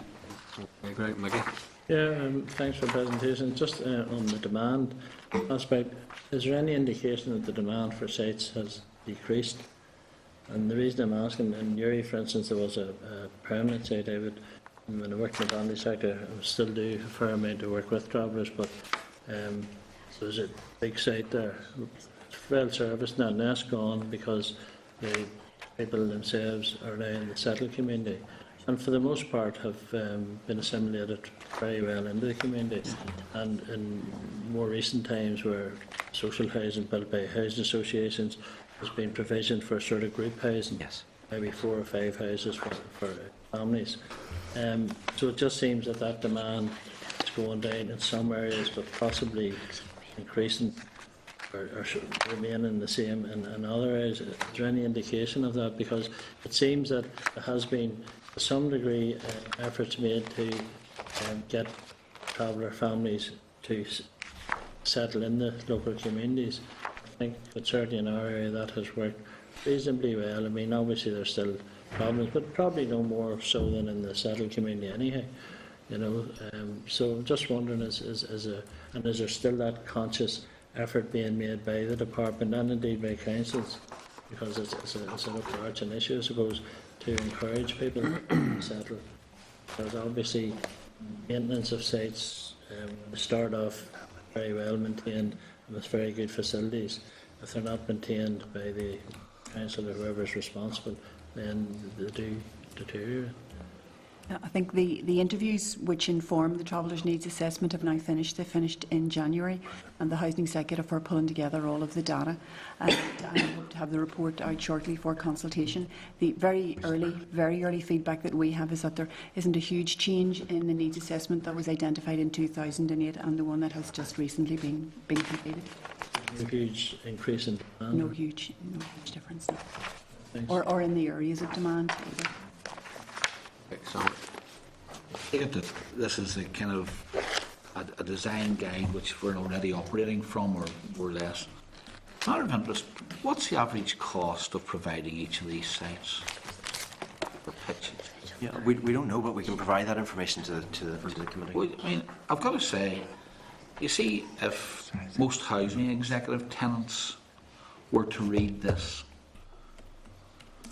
they would ask, I know that the travellers like to describe themselves as a persecuted, discriminated against minority.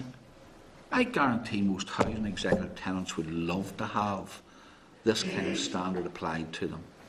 Enough car parking for a couple of caravans if they need it, for a lorry, for the towing of the caravans, for a static caravan, connections with electricity, sewage, and then on top of that an amenity block so that you have toilets and a fully equipped kitchen including a cooker in it. And down this road. And a work area.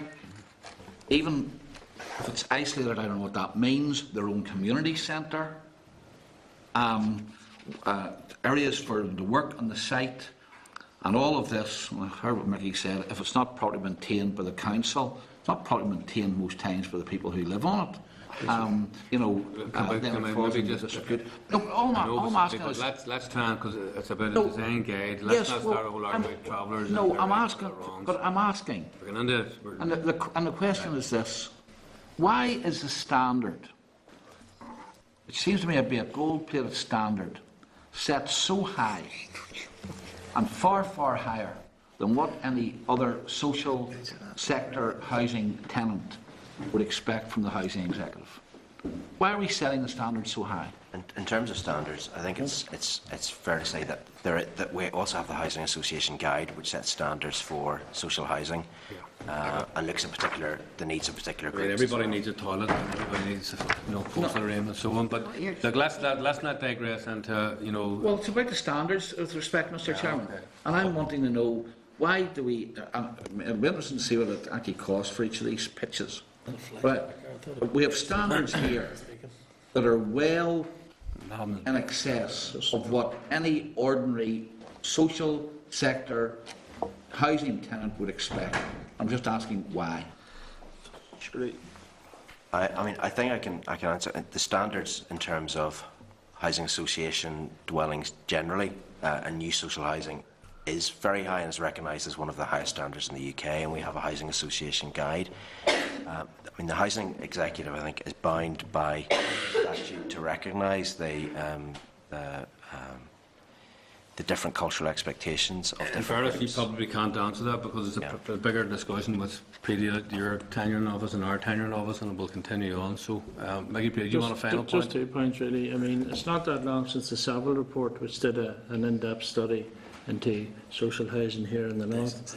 It was amongst the best housing in Western Europe, but the difficulty is it has to be maintained, you know, because it's old stock in many cases. The other point I'd make, just in answer to Sammy's issues, is that it's only right and proper that people should have proper standards, and it's not that long that I have been on a traveller site where children at this time of year were trying to wash themselves under one standpipe. So I think, you know, we have come forward. We could go a lot further forward. But it's only right and proper that everybody should have proper standards. It's just basic human rights. You know, and I don't think travellers are more or less better treated or less better treated. It's all about equality, and that's what it's all about. We're talking about human beings at the end of the day. I don't think anybody should deny them those rights. I think it's important to make Chairman, that's not a question of denying it. It's a question of asking why, if, for example, a mobile home is connected up to the sewage system, to the gas and to the electricity, and a mobile home tends to have a kitchen in it, then you provide a separate, on each pitch, a separate fully equipped kitchen, shower room, bathroom, men's and women's toilets in a standalone facility. But you've already contacted a mobile home. Okay. Why do you provide... No, look, I want to ask a question.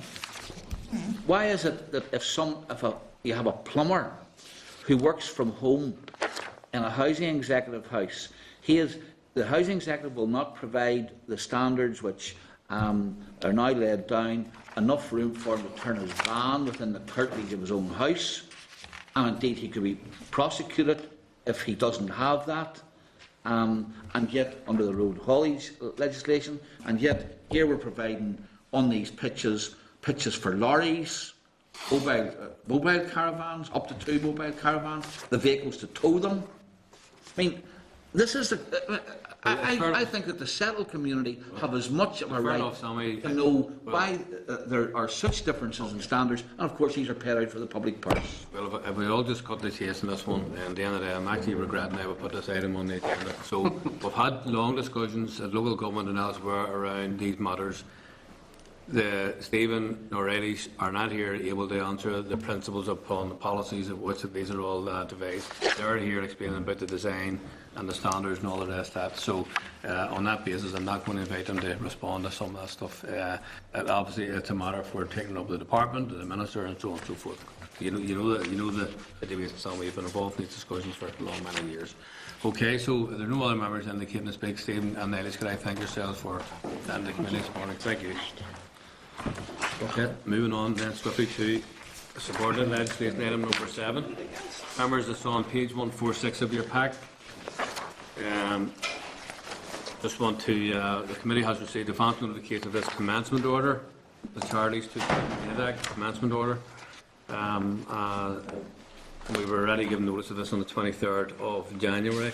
The order brings in the operation provisions of the Charities Act relating to annual returns by charities and so on. So, members content to note this commencement order? Okay, thank you. Your correspondence, obviously, just you have the memo on page 149.